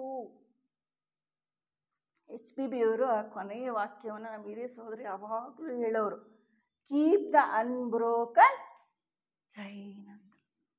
ಇದನ್ನು ಕೀಪ್ ದ ಅನ್ಬ್ರೋಕನ್ ಚೈನ್, ಅದನ್ನು ನೀನು ಯಾವ ತಾರೆಯ ಕಿರಣವಾಗಿದ್ದೀಯೋ ಆ ತಾರೆಯ ಮೇಲೆ ನಿನ್ನ ಆತ್ಮದೃಷ್ಟಿಯನ್ನು ಸ್ಥಿರವಾಗಿ ನಿಲ್ಲಿಸು. ಅನ್ಶೇಕಬಲ್ ಹಾರ್ಮೋನಿಯದು, ಅದು ನಿತ್ಯತೆಯ ಕಾರ್ಗತ್ತಲಿನ ಹಾಳಗಳಲ್ಲಿ ತಿಳಿದಿಲ್ಲದಿರುವುದರ ಮೇರೆ ಇಲ್ಲದ ಕ್ಷೇತ್ರಗಳಲ್ಲಿ ಪ್ರಕಾಶಿಸುತ್ತಿರುವ ಜ್ವಲಂತ ತಾರೆ. ಅದನ್ನು ನೀನು ನೋಡು. ನಿತ್ಯವಾಗಿರುವವನು ಎಂದೆಂದಿಗೂ ಉಳಿದಿರುವ ಒಂದೇ ಸಮನೆ ಪ್ರಯತ್ನವನ್ನು ಮುಂದುವರಿಸಿಕೊಂಡು ಹೋಗು. ನಿನ್ನ ಛಾಯೆಗಳು ಜೀವಿಸುತ್ತವೆ ಮತ್ತು ಮಾಯವಾಗುತ್ತವೆ, ಆದರೆ ನಿನ್ನೊಳಗಿನ ಯಾವುದೂ ಅರಿಯುತ್ತದೆಯೋ ಅರಿವು ಅದು ಕ್ಷಣಿಕ, ಜೀವನಕ್ಕೆ ಸಂಬಂಧಿಸಿದ್ದಿಲ್ಲ. ಆದರೆ ಅವನಿಗೆ ಅಂತ್ಯಕಾಲದ ಗಂಟೆ ಎಂದಿಗೂ ಧ್ವನಿಗೈಯುವುದಿಲ್ಲ. ಆದರೆ ನನಗೆ ತಾಳ್ಮೆ ಅಗತ್ಯ, ಜೊತೆಗೆ ಬಿಡದೆ ಮುಂದುವರಿಸಿಕೊಂಡು ಹೋಗುವ ಛಲವೂ ಇರಬೇಕು. ನಾನು ಅಚೀವ್ಮೆಂಟ್ ಒಂದೇ ಅಂದರೆ ನಾನು ಪಡೆದೇ ತೀರ್ಬೇಕು, ಬರೀ ಕೈಯಲ್ಲಿ ಹೋಗೋದಿಲ್ಲ, ಏನಾದ್ರು ತಗೊಂಡೆ ಹೋಗಬೇಕು ಅಂದರೆ ಆ ಸ್ಥಿತಿನ ತಲುಪಲೇಬೇಕು. ಅಷ್ಟು ದೃಢವಾದ ನಿಶ್ಚಲತೆ ನಿನಗಿರಬೇಕು. ಅದು ಹೇಳ್ತಾರೆ, ಸತತವಾಗಿ ಪ್ರಯತ್ನವನ್ನು ಮುಂದುವರಿಸಬೇಕಾದರೆ ಯುಗಗಳು ಕಳೆದರೂ ನಮ್ಮ ಆತ್ಮ ಇದ್ದೇ ಇರುತ್ತಾನೆ. ಅದಕ್ಕೆ ಆ ಶಕ್ತಿಯನ್ನು ನಿನಗೆ ಫೋರ್ಸಬಲ್ ಆ ಶಕ್ತಿ ಇದ್ದೇ ಇರುತ್ತದೆ. ಸಾವು ಮಧ್ಯೆ ಸಂಭವಿಸುವ ಒಂದು ಘಟನೆ ಮಾತ್ರ. ಸಾವಿನೊಂದಿಗೆ ಅದಕ್ಕೆ ಮಹಾತ್ಮರು ಒಂದು ಕಡೆ ಗ್ರಂಥಗಳಲ್ಲಿ ಕೊಡ್ತಾರೆ, ಅವರು ನೀನು ಎಷ್ಟು ಜಾರಿ ಬಿದ್ದೆ ಅಂತ ನೋಡೋದಿಲ್ಲ, ನಿನ್ನ ಎಫರ್ಟ್ ಎಷ್ಟು ಪ್ರಯತ್ನ ಇವತ್ತು ಸ್ವಲ್ಪ ಎಫರ್ಟ್ ಮಾಡಿದ್ರೆ ಮುಂದಿನ ಜನ್ಮಕ್ಕೆ ಅದು ಮುಂದಿನ ಸ್ಥಿತಿಗೆ ಕರ್ಕೊಂಡು ಹೋಗ್ತದೆ. ಅದಕ್ಕೆ ನಮ್ಮ ಪಥದಿಂದ ನಮ್ಮನ್ನು ವಿಚಲಿತರನ್ನಾಗಿ ಮಾಡುವ ಶಕ್ತಿ ಇಲ್ಲ ಎಂಬ ಸಂಗತಿಯನ್ನು ನಾವು ಸ್ಪಷ್ಟವಾಗಿ ಅರಿಯಬೇಕು. ಯಾವ ಶಕ್ತಿ ನಮ್ಮನ್ನು ಮುಂದುವರಿಸೋದಕ್ಕೆ ಅಷ್ಟು ಅದ್ಭುತವಾದಂತಹ ಶಕ್ತಿ ನಿನ್ನೊಳಗಿದೆ. ನಮಗೆ ಯಾವ ಕೆಲಸದಲ್ಲಿ ಆಸಕ್ತಿ ಇದೆಯೋ ಅದನ್ನು ನಾವು ನಮ್ಮೊಳಗಿರುವ ಕೆಲಸವನ್ನು ಈಗಲೇ ಪ್ರಾರಂಭಿಸಬೇಕು. ಹೇಗೆ ಈ ಕೆಲಸದಲ್ಲಿ ನೀನು ಜಯಗಳಿಸುತ್ತೀಯೋ ಅಷ್ಟು ಸಂಸ್ಕಾರ ರೂಪದಲ್ಲಿ ನಿನಗೆ ಆ ಒಂದು ಅವಕಾಶವನ್ನು ಮುಂದಿನ ಸ್ಥಿತಿನಲ್ಲಿ ಒದಗಿಸುವಂತಹ ಒಂದು ಅವಕಾಶ ಇದೆ. ಅದಕ್ಕೆ ಮಾಡಬೇಕಾದ ಸಾಧನೆಯನ್ನು ಭವಿಷ್ಯದ ಜನ್ಮಕ್ಕೆ ಮುಂದೂಡಿದರೆ ನಮ್ಮ ಗಮನ ಆ ಕಡೆ ತಿರುಗುವಂಥ ಅವಕಾಶ ಬರುವುದಕ್ಕೆ ಮೊದಲು ನಾವು ವೃದ್ಧರಾಗಿರಬಹುದು, ಅವಕಾಶನೇ ಸಿಗದೇ ಇರಬಹುದು. ಇಮ್ಮಿಡಿಯೇಟ್ ಅದಕ್ಕೆ ಈಗಲೇ ಕಾರ್ಯತತ್ಪರರಾಗಬೇಕು ಅಂತ ಅವ್ರು ಹೇಳ್ತಾರೆ. ಕೊನೆಯದಾಗಿ ಆ ವಾಕ್ಯಗಳನ್ನು ನಾವು ಹಾಗೇ ಕೇಳೋಣ ಅಂತ ಅನಿಸ್ತದ. ನೀವು ಮುಂದಿನ ಜನ್ಮಗಳಲ್ಲಿ ಇನ್ನೂ ಚಿಕ್ಕ ವಯಸ್ಸಿನಲ್ಲಿಯೇ ಇರುವ ಇದರ ಸಂಪರ್ಕವನ್ನು ಪಡೆಯಲು ಇಚ್ಛಿಸಿದರೆ ಈಗಲೇ ನಿಮ್ಮಿಂದ ಸಾಧ್ಯವಾದಷ್ಟು ಉತ್ಸಾಹದಿಂದ ಅದರೊಳಕ್ಕೆ ಧುಮುಕಿ ಬಿಡಬೇಕು. ಈಗಲೇ ಧುಮುಕು ಬಿಡಬೇಕು. ಯಾಕೆ ಅಂತ ಹೇಳಿದ್ರೆ ಆ ಆಸಕ್ತಿ ಇದೆಯೋ ಅದರ ಬಗ್ಗೆ ನಾವು ಸ್ವರ್ಗವಾಸದಲ್ಲಿ ಆಳವಾಗಿ ಜೀವಿಸುತ್ತೇವೆ. ಅದಕ್ಕೆ ಸಂಬಂಧಪಟ್ಟ ಶಕ್ತಿಗಳನ್ನು ಮೈಗೂಡಿಸಿಕೊಳ್ಳುತ್ತೇವೆ. ಮುಂದಿನ ಜನ್ಮದಲ್ಲಿ ಈ ಶಕ್ತಿ ನಮ್ಮೊಡನೆ ಬರುವುದರಿಂದ ಹೆಚ್ಚು ಸಹಾಯವಾಗುತ್ತದೆ. ಯಾವ ಮಹತ್ ಕಾರ್ಯವನ್ನು ಸ್ವಲ್ಪ ಸಮಯದಲ್ಲಿ ಮುಗಿಸಲು ಸಾಧ್ಯವಿಲ್ಲವಾದ್ದರಿಂದ ಪ್ರಯತ್ನವನ್ನು ಬಿಡದೆ ಮುಂದುವರಿಸಿಕೊಂಡು ಹೋಗಬೇಕು ಅಂಥೇಳಿ ಉದಾಹರಣೆಗಳನ್ನು ಕೊಡ್ತಾ ಹೋಗ್ತಾರೆ. ನಮ್ಮ ಹಿರಿಯ ಏನು ಈ ಒಂದು ಸಂಸ್ಥೆಯಲ್ಲಿ ಅವರು ಕೊಟ್ಟಿರುವಂಥ ಗ್ರಂಥಗಳನ್ನು ಓದೋದಾಗಲಿ, ತಿಳ್ಕೊಳ್ಳೋದಾಗಲಿ, ಅರ್ಥ ಮಾಡ್ಕೊಳ್ಳೋದಕ್ಕಾಗಲಿ ಸಮಯ ಅಥವಾ ಅವಕಾಶ, ಮನಸ್ಸಿನ ಒಂದು ಸ್ಥಿತಿನ ಹೇಗೆ ನಾವು ಟ್ಯೂನ್ ಮಾಡ್ಕೊಳ್ತೀವೋ ಗೊತ್ತಿಲ್ಲ, ಅಷ್ಟು ಅದ್ವಿತೀಯವಾದಂತಹ ಸಾಧನೆಯನ್ನು ಮಾಡಿದ್ದಾರೆ ಅನ್ನೋದನ್ನ ನೆನೆಸ್ಕೊಂಡೇ ವಿಸ್ಮಯ ಆಗ್ತದೆ. ಅದು ನಮಗೆ ಇನ್ಸ್ಪಿರೇಷನ್ ಆಗಬೇಕು. ಪ್ರತಿ ಕ್ಷಣದ ನಮ್ಮ ಬದುಕಿಗೆ ಆ ಇನ್ಸ್ಪಿರೇಷನ್ ಕರ್ಕೊಂಡೋಗಿ ಆ ಒಂದು ಅಚೀವ್ಮೆಂಟ್ಗೆ ನಮ್ಮನ್ನು ಕರ್ಕೊಂಡೋಗುವಂತಹ ಅದ್ಭುತವಾದಂತಹ ಎನರ್ಜಿ ಫೋರ್ಸ್ ಪ್ರತಿ ಕ್ಷಣ ನಮ್ಮ ಜೊತೆಗಿದೆ. ಅದಕ್ಕೆ ನಮ್ಮನ್ನು ರೆಡಿ ಮಾಡ್ಕೊಳ್ಳೋಣ ಅಂತ ಅವಕಾಶವನ್ನು ನಾವೆಲ್ಲ ಪಡ್ಕೊಳ್ಳೋಣ ಅಂತ ಹೇಳ್ತಾ, ಈ ಒಂದು ಗೋಷ್ಠಿಯಲ್ಲಿ ಉಪನ್ಯಾಸವನ್ನು ನೀಡೋದಕ್ಕೆ ಅವಕಾಶ ಕೊಟ್ಟಂತಹ ನಿರ್ದೇಶಕರಿಗೆ ವಂದಿಸಿ, ಅಧ್ಯಕ್ಷರಿಗೂ ಹಾಗೂ ತಮಗೆಲ್ಲರಿಗೂ ವಂದನೆ. ಬಹಳ ಕಾವ್ಯಮಯವಾಗಿವೆ. ಕೇಳ್ತಾ ಕೇಳ್ತಾ ನಾವೆಲ್ಲ ಹೋಗ್ಬಿಟ್ಟಿರ್ತೀವಿ. ಅದ್ರ ಹಿಂದೆ ಇರ್ತಕ್ಕಂತಹ ಒಳ ತಿರುಳು ಅರ್ಥ ತಿಳ್ಕೊಳ್ಳೋದು ಭಾಳ ಮುಖ್ಯ ಅಲ್ವಾ? ನಾವೊಂದು ಈ ಆಧ್ಯಾತ್ಮ ಯಾತ್ರೆಯಲ್ಲಿ ಮೊದಲನೆಯ ಹಂತದಲ್ಲಿ ನಾವು ಎಲ್ಲಿಗೆ ಬಂದು ಸೇರಿದ್ವಿ ಅಂದರೆ, ಬಾಗಿಲು ತಟ್ಟುವವರಿಗೆ ಅಲ್ಲಿಂದ ಶುರು ಮಾಡಿ ಬಾಗಿಲನ್ನು ತೆಗೆಯೋ ಒಂದು ಹಂತಕ್ಕೆ ಬಂದಿದ್ದೀವಿ ನಾವು. ತೆರೆದ ಮಹಾದ್ವಾರ ಅಂದರೆ ದೀಕ್ಷಾ ಪಥಕ್ಕೆ ನಾವು ಹೆಜ್ಜೆ ಇಟ್ಟಿದ್ದೀವಿ.